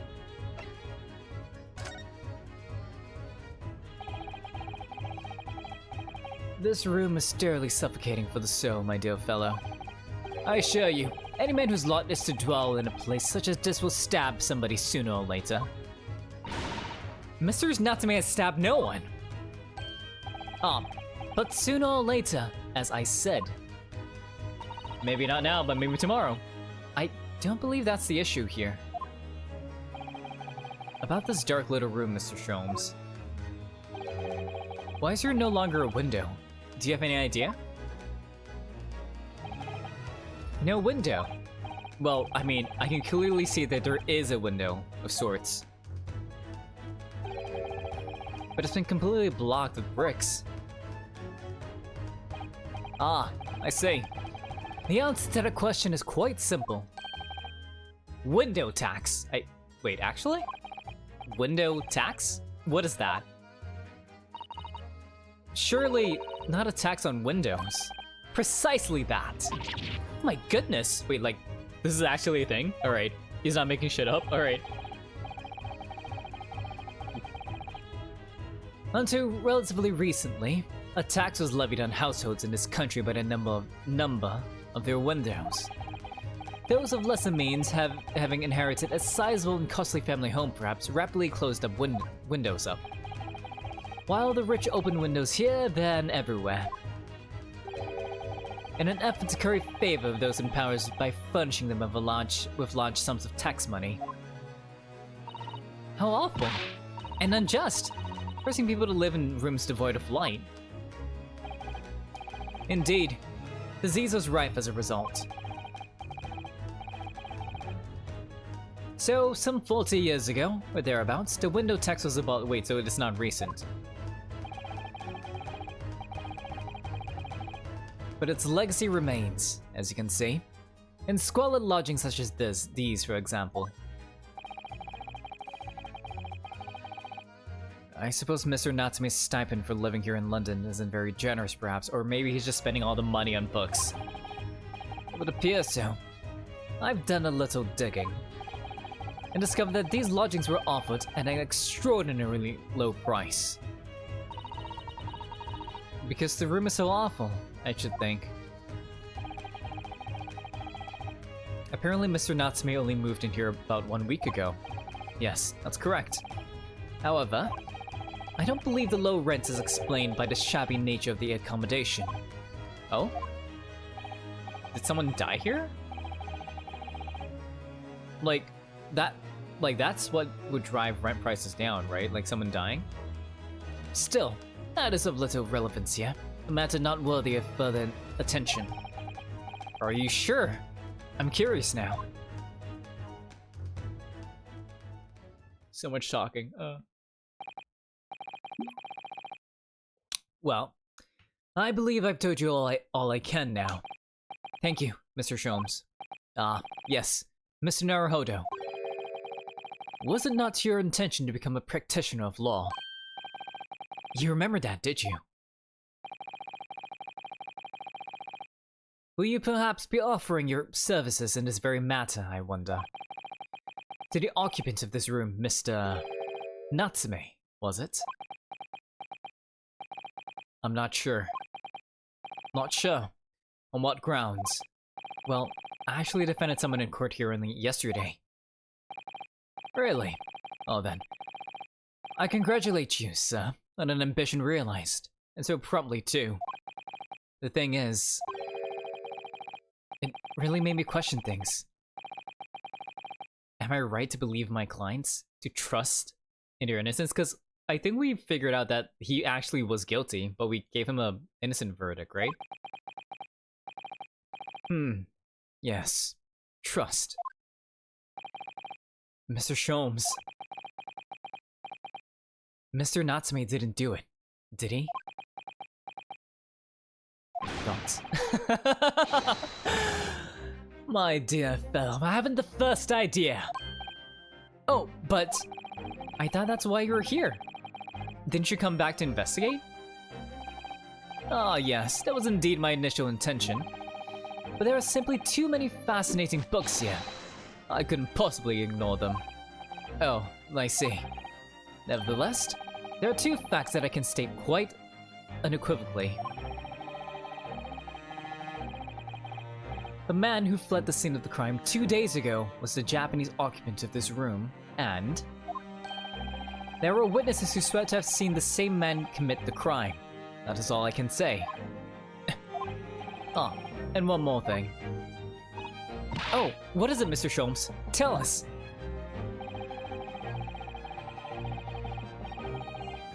I cannot say with any certainty whether or not it is of relevance to this case, but I am quite sure that the retired armyman who owns this property is hiding something. Mr. Garadab is? Mr. Sholmes said as much before actually, didn't he? Anyway, at present, that is really all that plays on my mind in relation to this case. Mr. Naruhodo, as yet our investigations have uncovered nothing that could help establish Mr. Natsume's innocence. No, you're right. Perhaps it's time we probed a little deeper into Mr. Garadab's secret. Just remember, I cannot be sure whether the landlord's secret will prove to be of relevance or not. But I wish you every success, of course, Mr. Naruhodo. See you, Sholmes. Busy man indeed. He's gone back to his book in the corner. Okay. It's reading now. Alright, dude. You're just there? Alright. Excuse me, Mr. Sholmes. Yes, so true. To be or not to be? That is indeed the question, Mr. Naruhodo. Dots. to be or not to be brushed off? That is the question. And the answer is all too clear. Oh, poor Yurik. Anyways. Let's leave Mr. Sholmes in peace, shall we?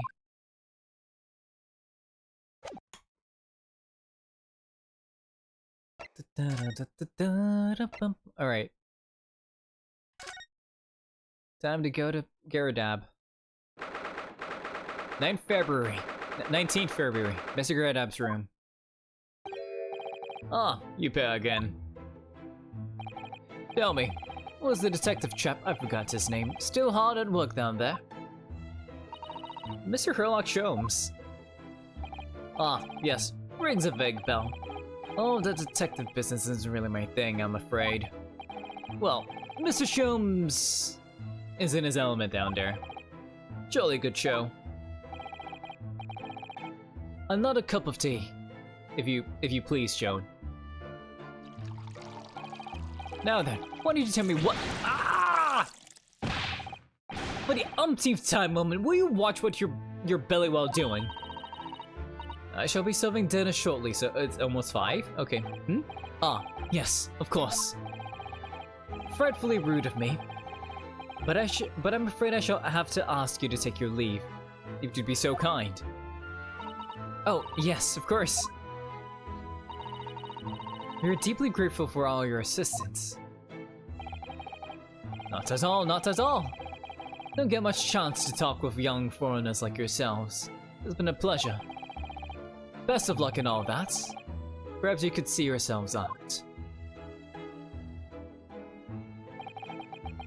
According to Mr. Sholmes, Mr. Garadab is hiding something. And since no other avenues of investigation seem to be open to us at this moment, perhaps you should do some digging. Oh? What the f— is he— Yo! Sholmes, what the heck? Sir? I know that backside anywhere. What's he doing over there? Her eyes are just like, Mr. Sholmes? Aha! We meet again, my dear fellows. What the frig? Good gracious! When did you sneak in here? Sherlock Sholmes, sir. At your service. Whatever were you doing by the window? I'm given to watching the evening skies as the sun sets, madam. But sadly, cheerful as the room downstairs undoubtedly is, it lacks an aperture for such observation.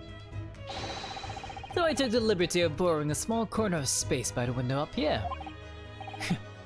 Well, keeping an eye to one's windows at dusk is the prudent thing to do in London, I'm gathering. Ah, and one other thing, Mr. Naruhodo. Oh, me? I thought perhaps you might be in need of a certain great detective's great mind. Wait, he's not talking about— is he? I didn't expect to be going through that again so soon. The dance? The dance of deduction, let's go. Do you mean Mr. Sholmes? There is a mighty secret in this modest room. My eyes see even the most trivial trifles. I take it you're prepared, Mr. Naruhodo. I think so. There was just time enough for one of my greatly admired great deductions. Let us conclude the matter before dark. Is it time for us to dance? Mr. Garadab, though it would seem you are a military man of considerably distinguished service, your standing as a landlord is most certainly not one might call first-rate. I'm afraid, sir, that it is all too clear to me. There are two conclusions I've been able to draw by careful observation of your living arrangements. I beg your pardon? The first is that even as we speak, you are concealing the presence of a ferocious beast in your— Is it the maid? Huh? Ooh, the sweat though. Sounds like he's telling the truth. And the second is that as a result of the beast's violent rampage, you have lost something very dear to you. So, did the maid go ham and like threw stuff and break a lot of things around like this side? Yeah. Mr. Naruhodo, look! The old man's broken out in a cold sweat. Unbelievably, it seems Mr. Shome's conclusions are both spot on. How? How could you possibly? How could I possibly know? You mean to inquire? The answer couldn't be simpler, sir. For in the dense jungle of logic and reasoning, I am the king of beasts. Wow, that's a cold line. That's a hard line.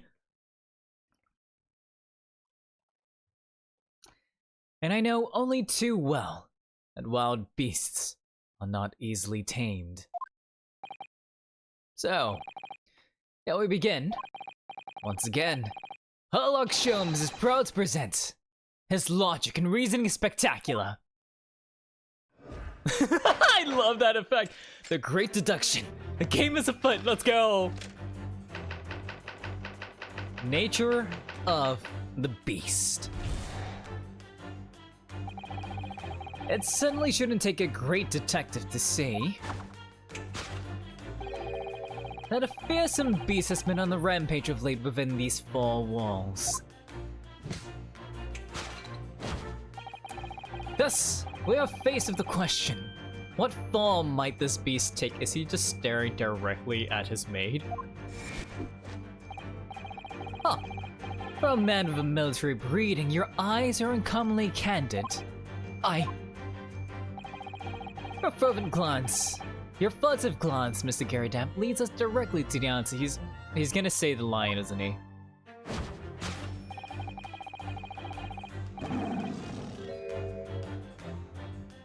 The true nature of the beast that has run rampant here is revealed by that lion statue. Yes, though an army man, you appear imposing at best. The fact that has fueled your admiration for the mighty lion, the king of beasts. What does this pieful ask you?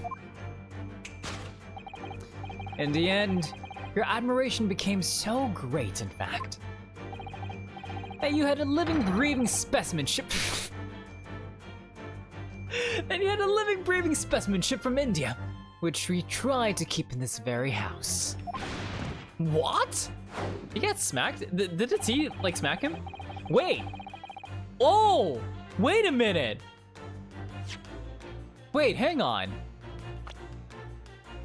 Was that the first time we actually saw the right side of his face? That was a hand mark, wasn't it? He got slapped. Yet, living with such a wild beast proved more difficult than you imagined. The chilling traces of a wild rampage are still very much in evidence. Well, yet as we look around, the beast in question fails to present itself. Where could this angry creature have disappeared to, madam? Me? I pray you do not consider me unchivalrous, but it's plain to me with one glance in your direction. It is. Your dress pocket gives us a handsome clue as to the beast's current whereabouts. Does it? Oh. But protruding from it is a handbill advertising a circus show. Wow, you could see that from there? Okay. Oh. Yes, you sought to dispose of this terrifying lion, Mr. Garadamp, at Batty's Circus, a traveling show currently sojourning in a nearby park. I've observed the tents. You sold the savage lion, sir, to the circus troupe. I most certainly did not! I believe I've made my point. Okay, can we solve this one first? Because, like, the fearsome beast which had run amok in this room was an Indian lion.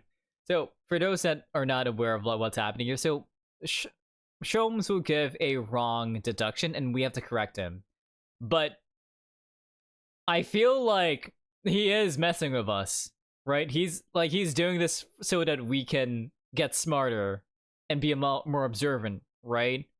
Like, because I feel like when he said that you're concealing a beast, they both reacted really wildly. So I feel like he already knows what's happening, but he's giving us a chance to like figure stuff out. And a simple visit to the circus now will reveal the lion prancing jubilantly through a ring of fire.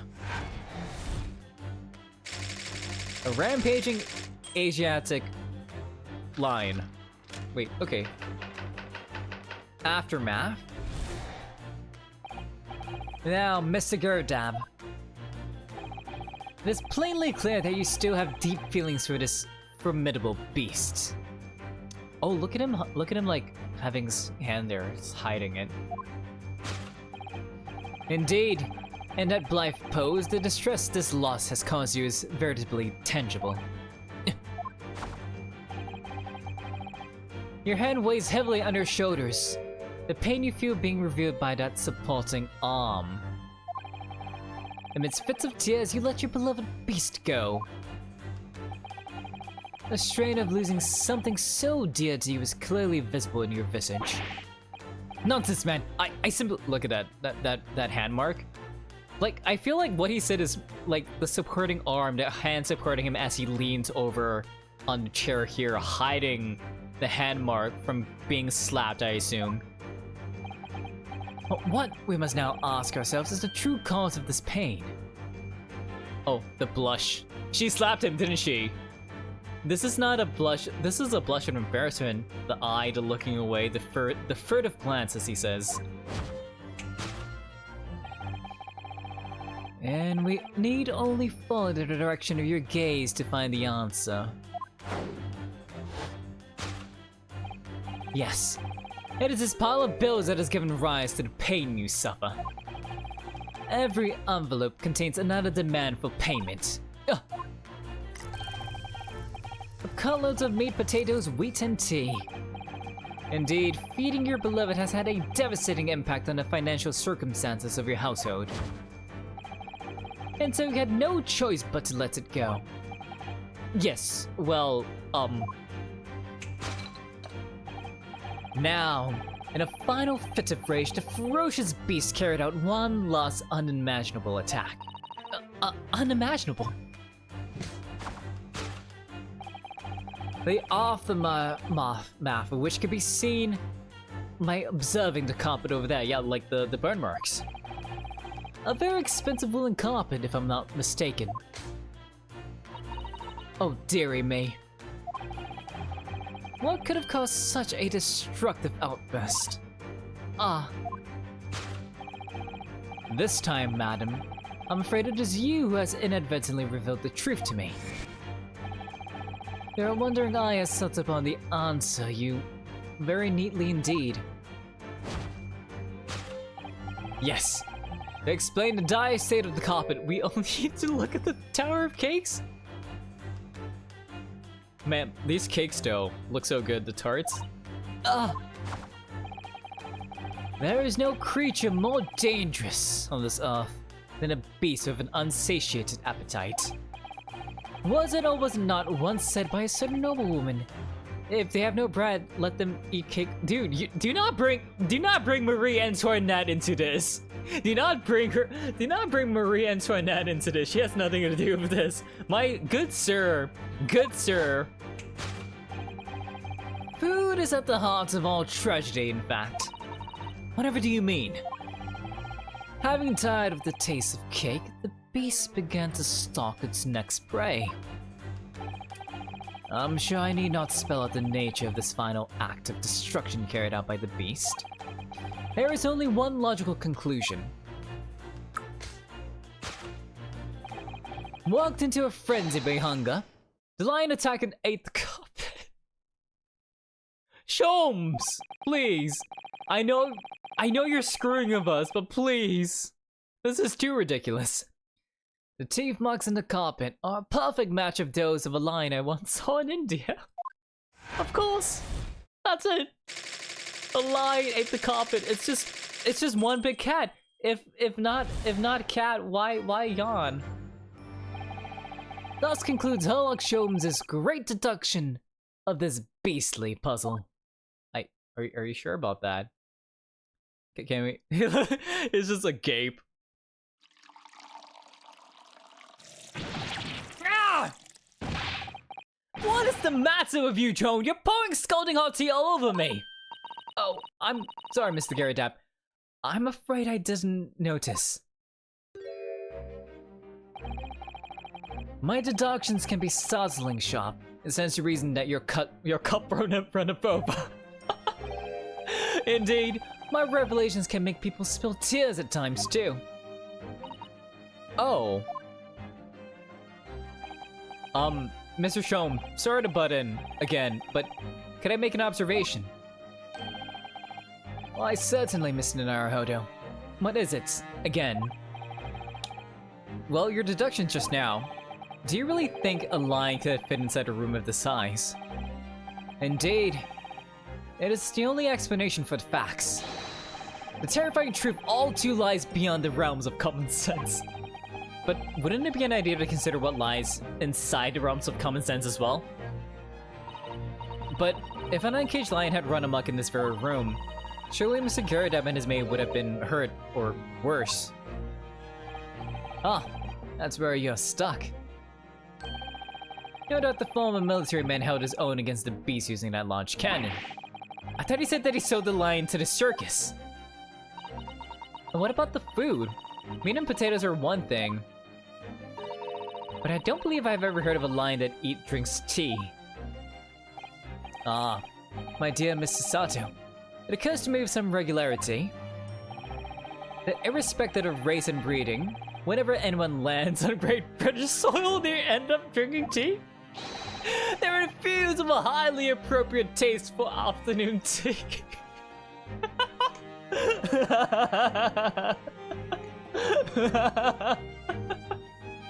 Oh my god. Herlock Sholmes. Oh, what a glorious notion. Well then, Mr. Naruhodo, it's your turn to shine again. It's our turn to figure out what's wrong. I had a feeling that was coming. A slight massage is all Mr. Sholmes' deductions need. You can do it. Excellent. I've been waiting for my trusty partner in deduction to step forward, Mr. Naruhodo. We don't even know yet whether or not this is going to help with Mr. Natsume's case. Still, uncovering the truth is always worthwhile, whatever the motivation. At least, that's what I want to believe. Let us start again. From the beginning. Of Herlock Sholmes' logic and reasoning spectacular. Nice. I have an idea of what's happening. Okay. Hold it, Mr. Sholmes! Okay. Great detective to see. So this is correct, yeah.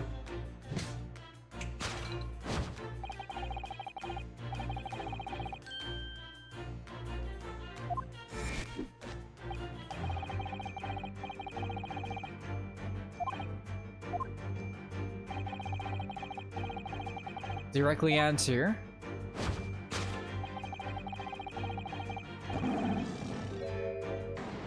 Okay, there we go. Are you winning, son? Also, why JoJo poses? Nikki, hello.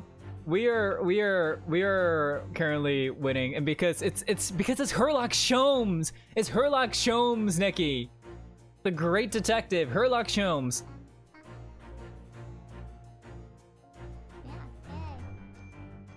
I really didn't see the lion thing coming.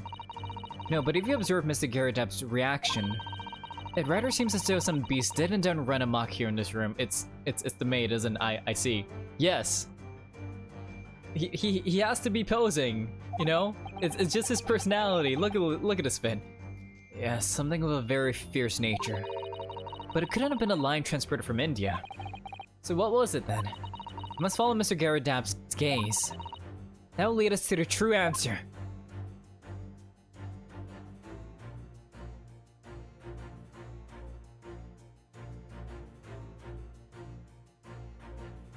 Wait, his actual case. Oh.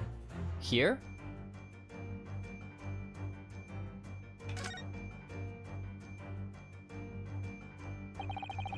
What's this photograph?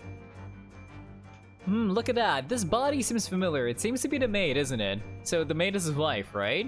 I'm guessing? And the fact that it's covered, like, it's smashed up is covered here. What's this photograph? It appears to be from Mr. Garadab's wedding. He looks very happy, doesn't he? He does, but you can't make out his bride. No, how unfortunate. Something must have struck the glass directly over the woman's face. I wonder what happened. Probably best not to delve too deeply there.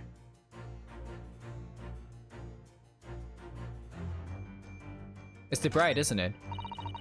The glass is broken, so you can't see the bride's face at all.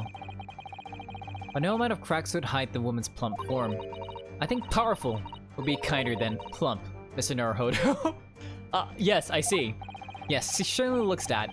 There's a lot of horsepower there. Not someone you'd want to upset, that's for sure. Oh? Oh look! Have you noticed her wedding ring? It's very large, isn't it? Yes, that's an unusual design. It's a flower. I hate that his name is Naruhodo. I mean, hey, Neki, in English, his name is Phoenix Wright. You know, they translated, they saw Naruhodo and be like, oh yeah, that's right. Oh, Naruhodo ne. Wright is a last name. Naruhodo is not, but you're keeping it, you're localizing it like legit because he actually is from Japan this time. They can't say, oh yeah, this is Rinosuke Wright from Japan. Screeches, don't you screech at me. You know the localization things that went into this one. You know how long, like what we had to do to get this localized? We had to wait for the DS, the 3DS to like be almost dead. And we only just recently got the translation for I don't know who did actually, but still, yeah, but like we only, it's like how we recently got the translation for Ace Attorney Investigations.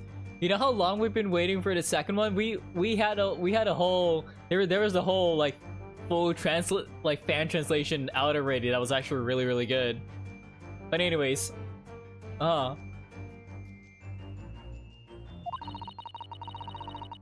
it looks like some sort of embellished flower, sunflower.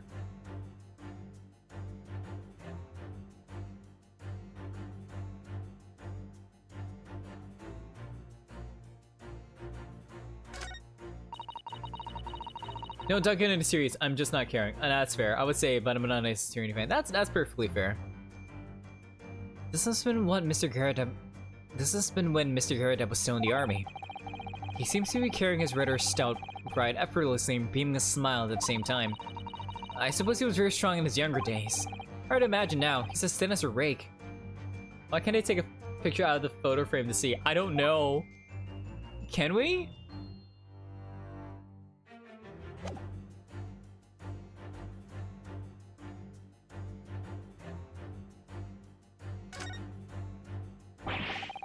These are shells from the cannon, are they? What a strange place to keep them. I imagine they have some significance to Mr. Garadab from his time in the army. Of course. He mentioned a battle to us before, didn't he? Yeah, the War of Baniwand? Do you remember? He said that he's been shot in the knee. Perhaps it was one of these that hit him? If a round that side hit his knee, there would be nothing left of it. Or Mr. Garadab for that matter. Mr. Sholmes has a Persian slipper. A what? And this man has spent shells. Perhaps it's customary to, in Britain, display, well, rubbish on the mantelpiece.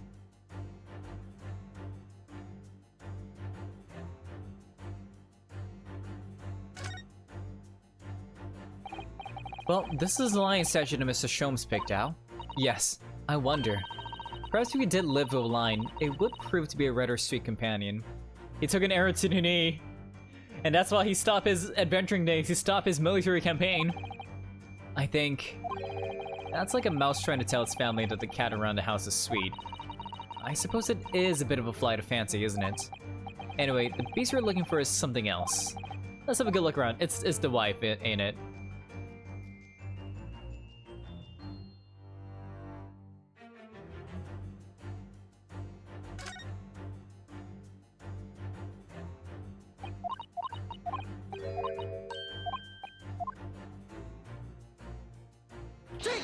Take that!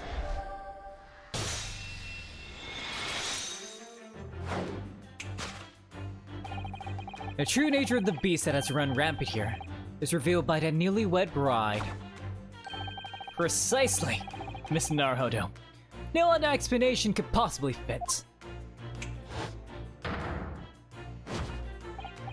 Yes, this frame print pictures your wife, Mr. Garadab. And while we lament the fact that her face is obscured, we can still make out her mighty arms and note the considerable horsepower they must contain. Oh, Indeed. Surely any woman of such powerful constitution would be honored to be described as a piece. Sholmes, I don't think so. I would hope that it was his wife in the wedding photo. I would think so. Honored might be stretching a point. Too late. The fact remains that the beast which so clearly savaged this room was your wife, Mr. Garadab. Look at the slap. There we go. The chilling traits of a wild rampage are still very much in evidence. Well, yet as we look around, the beast in question fails to present itself. Where could this angry creature have disappeared to, madam? Me? Okay.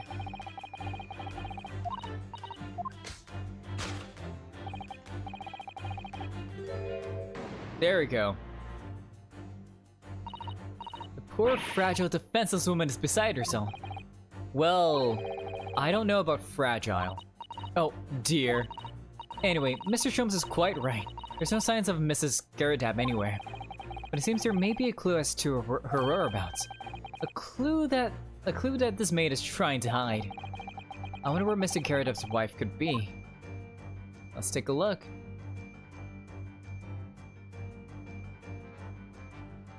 Oh, look at that. A wedding ring. He's wearing a very large ring. Look. Oh yes, a sunflower design with some rather nice embellishments. And it's on a ring finger for her left hand, which means it's surely a wedding ring. Well, it looks like it's on there for life too. I can't imagine it would slide off a finger of that size. That's something to think, Mr. Naruhodo. Not to say. Do you know? Mr. Garadab's wife in the photograph had a ring very much like this one. It was a large sunflower design as well. Really? You have a great memory for these. We just saw it, Naruhodo! A large sunflower wedding ring. It's quite a coincidence that they have the same ring, isn't it?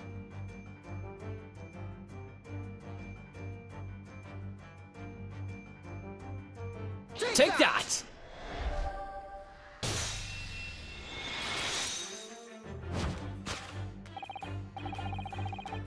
Your wedding ring gives us a handsome clue as to the current whereabouts, the beast's current whereabouts. Ah. Indeed it does. That flowery band gleaming on your finger gives you away. For it is identical to the one shown on the hand of Mr. Garadab's bride in this photographic print. In other words, you're no ordinary household maid.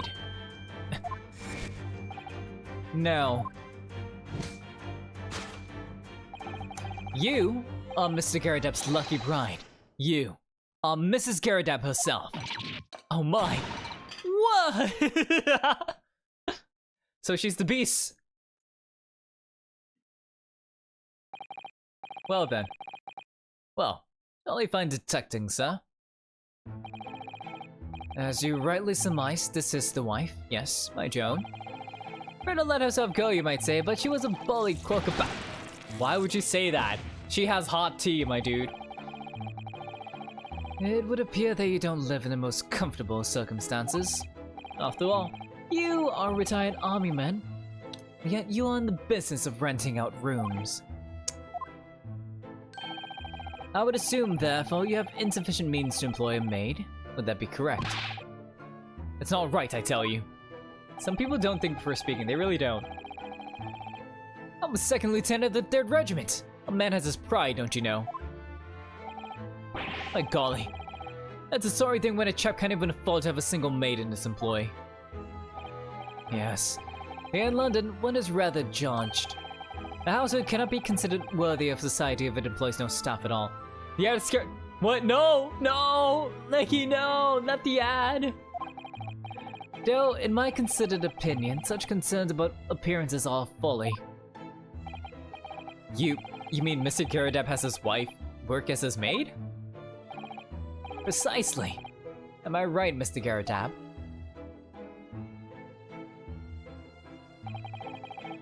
Only in company, obviously. But listen here. This must remain a secret. Tip-top secret, please.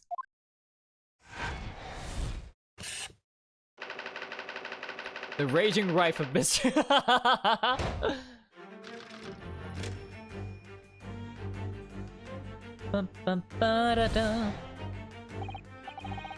Oh, Mr. Garadab, it is plainly clear that you still have deep feelings for this formidable beast.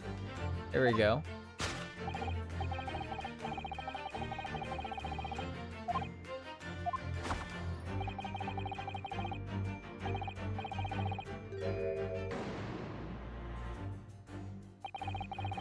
Mr. Sholmes is quite something. He's still calling Mr. Garadab's wife a beast. Yes, as a woman that feels rather uncomfortable. But Mrs. Garadab is standing right beside her husband as we speak. In other words, he hasn't lost his beloved at all, has he? Oh, how true. So perhaps that supporting arm that seems to be propping up his head has some other significance in, like, his literal... I'm surprised that Mrs. hasn't put a T on the detective. I'm surprised she hasn't thrown it at him, just like fucking yeet it. Like, yeet! According to Mr. Sholmes, Mr. Garadab's pain is tangible though. Yeah, I'm surprised he did not see the handprint on his face. What could that pose of his really signify? That he got smacked the hell out. Oh, look at, oh, yo! My god. Oh my, look at that bright red mark, holy crap. Gosh, that's quite something. And clearly made by somebody's hand. Yes, Mr. Garadab has been slapped on the face, it seems. Hard. I never see such a clearly defined mark. Whoever could have done such a thing? Well, there's a very limited number of candidates, I'd say. Take that!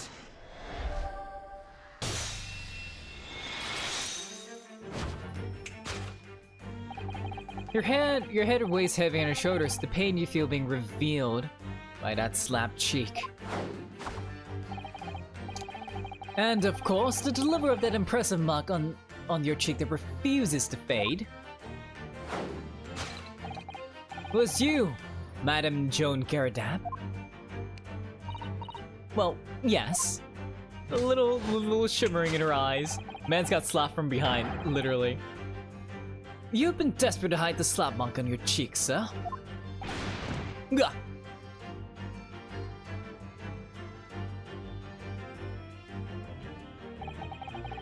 How the blazes did you work that out, man?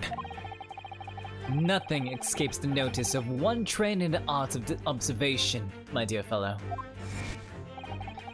That's why I haven't looked directly at us, even once.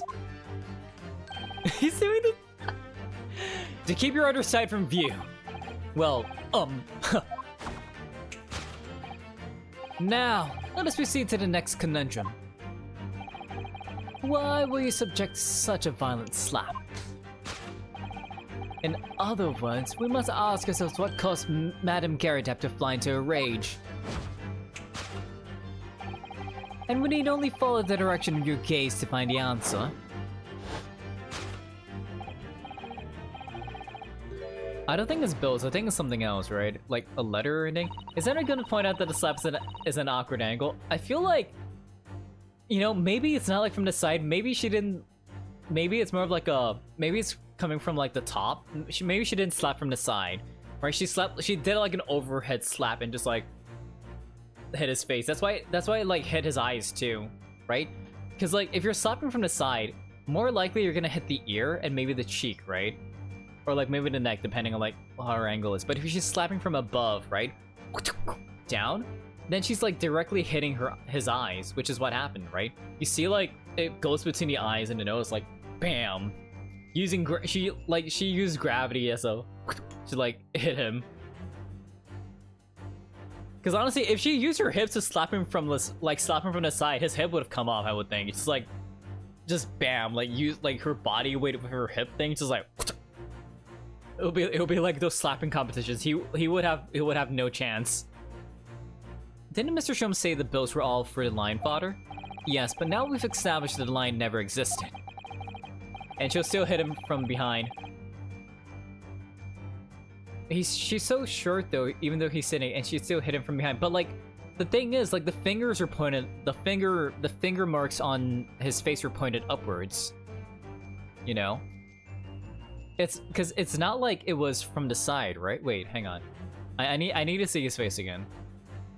Which can only mean that the thing responsible for gobbling up all that food was Mr. Garadap's. Mr. Naruto, she's a person, not a thing! Yes, well, she's also a person who gave her husband a mighty slap around the face. One sword that left a perfect hand mark, in fact. Yes, why would a woman hit her husband with such force, I wonder? I'd love to know the answer to that question. Guessing is not here. Oh, a bookmark. What is this? Oh no!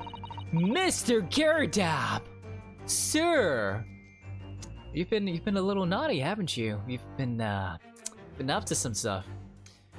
Someone must be reading this book at the moment. There's a bookmark here too. Mr. Garadap is clearly an avid reader. Oh, wait a minute. I don't think this is a bookmark. Oh no, so it isn't. It's a note written in a woman's hand. Oh, James, I love you. Yours, Mary. And look next to the signature here. Lip marks made of lipstick. Oh, what a passionate and romantic gesture. Don't get any ideas, Susato-san. Oh dear, I'm sorry. So this bookmark is actually a love note then. Love note. There we go. Oh hey, plates. Broken plate. Oh, damn. Damn. Okay. Take that!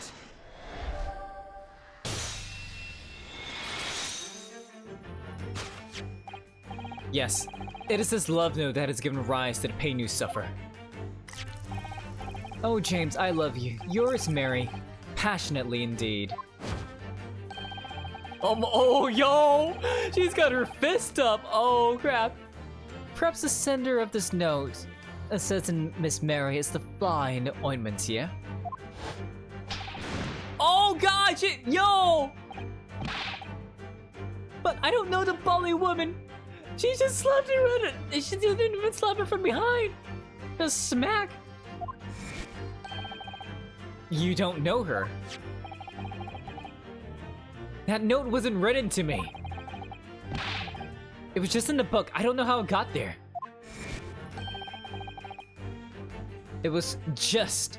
The handprint angle though, I need to see his face again, hang on. It was just in there, you say? That's right, that's what I've been saying! A likely story. Now listen here, Joe Nothing. I explained at the time. I bought the book at that secondhand place, and that note must have already been in there. So, the previous owner of the book was using the... You mean? As a bookmark, you mean? That's right, that's what I've been saying! A likely story. It's written to James. My name, in case you've forgotten, is John! A likely story. Ma'am.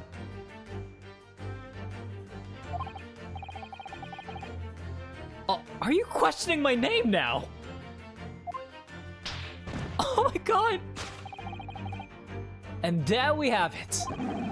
Arouse the suspicions of the female heart, and you unleash a beast of a most ferocious bite. It doesn't make sense. Hang on. I need to see it again. No, because I can't see the angle properly. Okay, here's the thing though. I don't think he's slapping from behind. Wait, I need to see the... Wait. Now in a fit of range, the ferocious beast carried out one last unimaginable attack. unimaginable. She assassins and her fingertips will be near his ears, not his eyeballs. I know, what I'm saying is that I think she did an overhead smack, right? Because no, that's what I said just now, like if she slapped from the side, right? Then the fingertips will be on his ears and cheek, but not like his eyes. That's what I'm trying to figure out. I need to see his face properly again.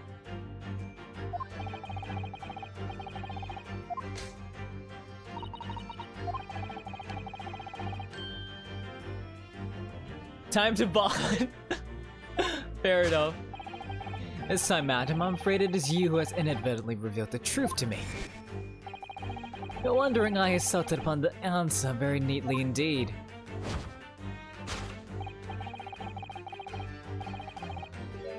It's the candle. We know it's the candle. But surely Mrs. Garradab didn't eat the carpet. No, of course not. But there doesn't seem to be any doubt. The state of disarray that this room is in is a result of her wild temper. No, that's true. So, this is the last part of Mr. Sholmes' deduction that we need to fix. We need only to follow Mrs. Garradab's gaze, and that will tell us the real answer. Alright, let's see what we can do. Yes! Bum, bum, bum, bum, bum, bum, bum, bum, bum.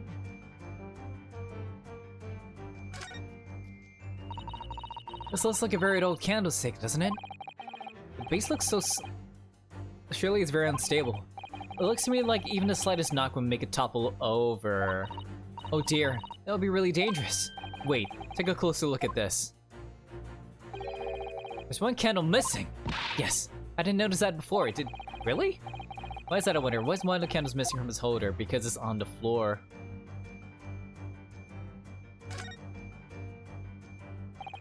The carpet here has been ripped to shreds. Yes, then according to Mr. Sholmes' deduction, the tears match those made by an Indian lion's teeth exactly. Oh, look here. What is it? If you look closely at the edge, you can see scorch marks. Oh yes, so you can. In that case, perhaps the carpet wasn't eaten in the normal sense at all. Let's rethink this with that in mind. The flames ate it. Right? There we go. Take that! There we go.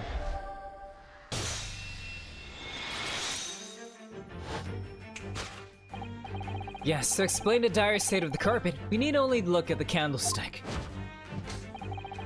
Most illuminating, my dear fellow, and of course, the only possible way out of this logical labyrinth. Yes, the remnants of a ferocious attack in which the carpet was devoured are clearly visible. Indeed they are. The scorch marks at the edge clearly give the truth away. Scorch marks. It would appear that this room was the scene of a little marital altercation.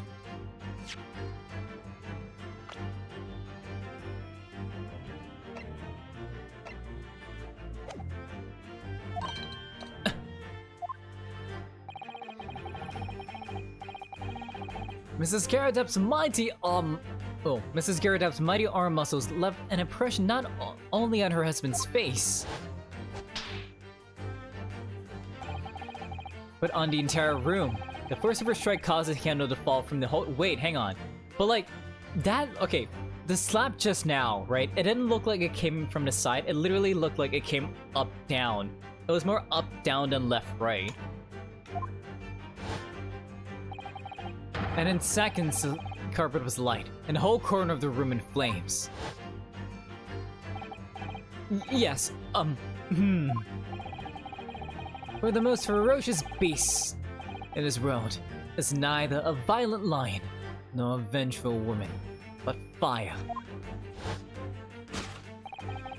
And in this room, that ferocious beast bared its claws and ran amok. Eloquently put, my dear fellow. So, you see, there is but one conclusion here.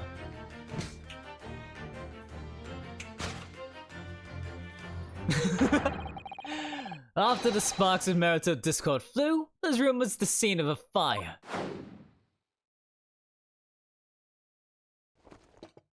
Oh.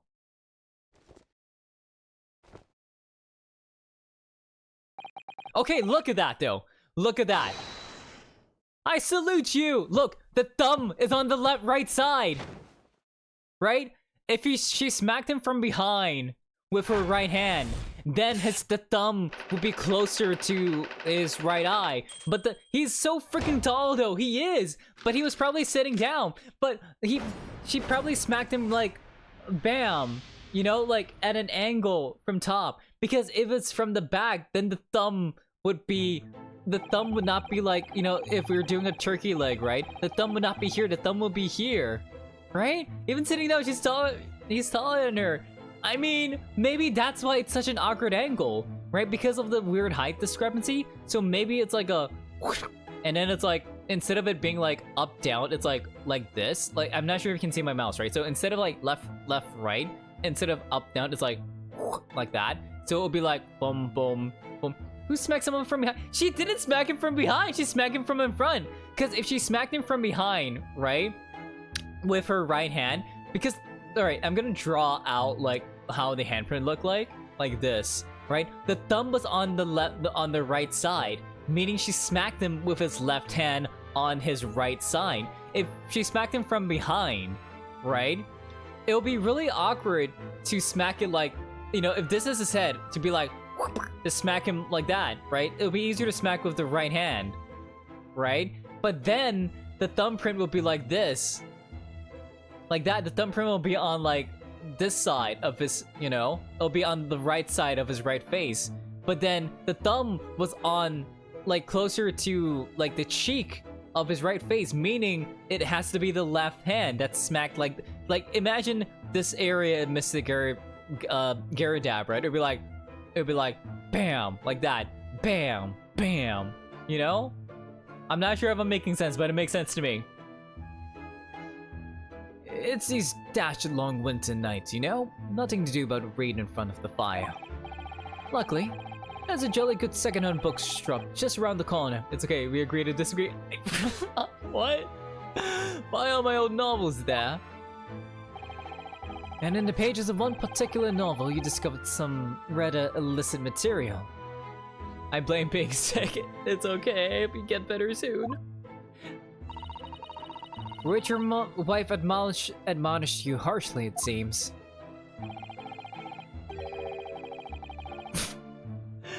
Don't know about admonished. Demolished might be rather closer to the mark. And beast is most certainly adept to Here we go again. And the carpet. Was that destroyed by fire when a candle fell on the floor? Afraid to say it was. Happened in the blink of an eye, you know. The whole place filled with smoke. Couldn't see a belly thing. Oh, and then they had to open up the window. I was caught between the old stick's range and the raging flames. You paint a torrid picture, sir. One that would have been most entertaining. I had sympathy for you. Didn't take long for the fire to spread, of course.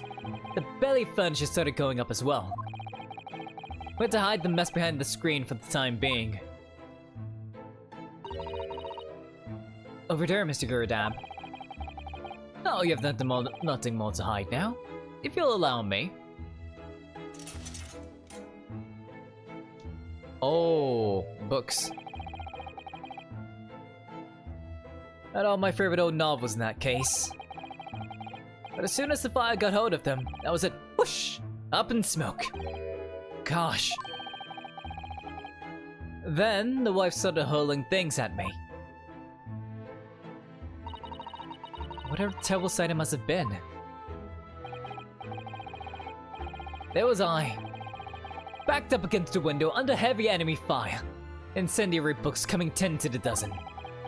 Worst if it is, I've lost my favorite. Book called The Lion's Pride. The Lion's Pride, ah yes. The notoriously love of big cats coming through again. I assure you, the title didn't influence my choice in the slightest. So the poor man really did lose something dear to him as a result of the ferocious beast's rampage. Mr. Sholmes' deductions turned out to be correct once again. It can only be described as a great British wonder. I tell you, it was total carnage. Flames everywhere, the old stick in full fettle. Out of interest, what time of day was that? Not sure I can remember. It was 2 days ago now. Let's see. Around 5 o'clock, I think. So at exactly the same time. As a terrifying incident was unfolding outside your window in the street below. Even more terrifying than inside, I can assure you. The old blighter could have been flattened inside my window at that moment. And I wouldn't have noticed a dashed thing. He wouldn't be wrong. Oh, really? Dots.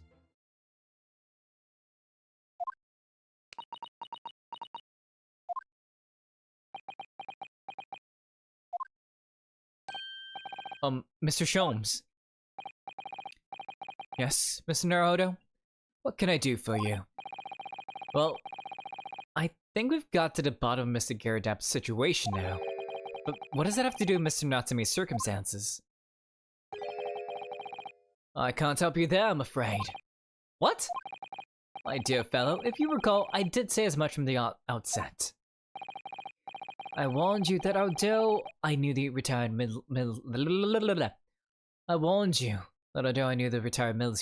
army men to be hiding something, I could not be sure whether his secret would prove to be of relevance or not. But here's the thing though, if there was a fire, that means he would have like opened the window, right?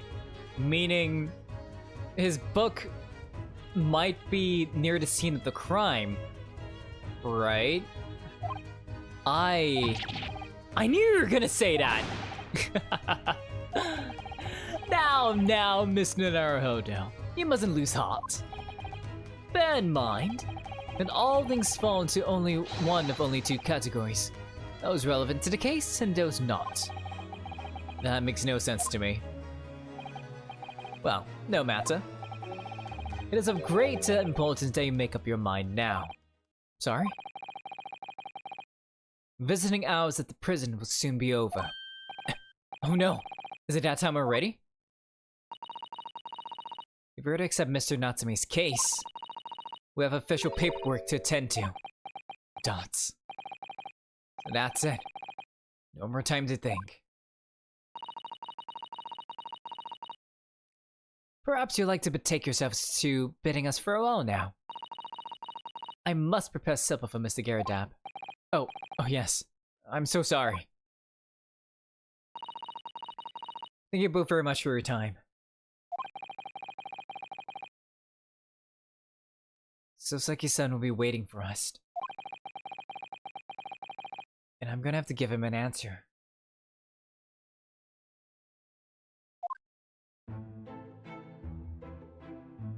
Okay, and that was a wild ride, but I think that's a good place to stop off. We've had a good 2.5 hours of this.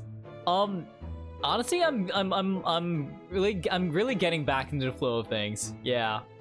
We solved the case of the burned carpet and the ferocious beast. Yay, we did it.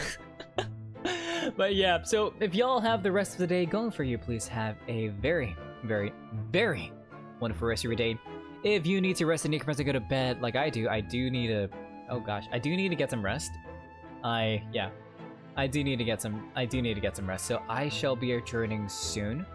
But yeah, I think I'll be playing more Great Ace Attorney Chronicles tomorrow.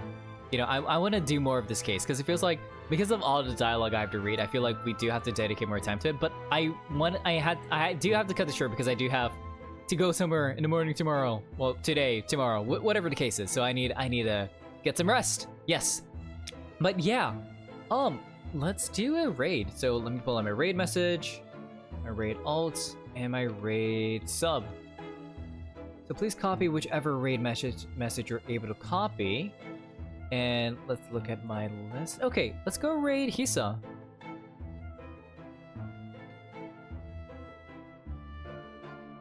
There we go. So for those that don't know Hisa, Hisa is a demon prince, and she is currently playing Kerbal Space Program. I'm not sure. I mean, I think she's still making the rocket, or maybe she's like doing multiple runs of it. I'm not too sure. But it should be pretty chill, and I feel like, you know, we stretch our brains more than enough by looking at all this stuff over here. But yeah, I will be playing more Greatest Attorney tomorrow. And yeah, I hope you'll be here for that so we can actually undertake more of Sosuke Natsume's case. I'm actually really looking forward to that. So, in any case, Otsutoya! And, as always, this has been Toya, and I'll see ya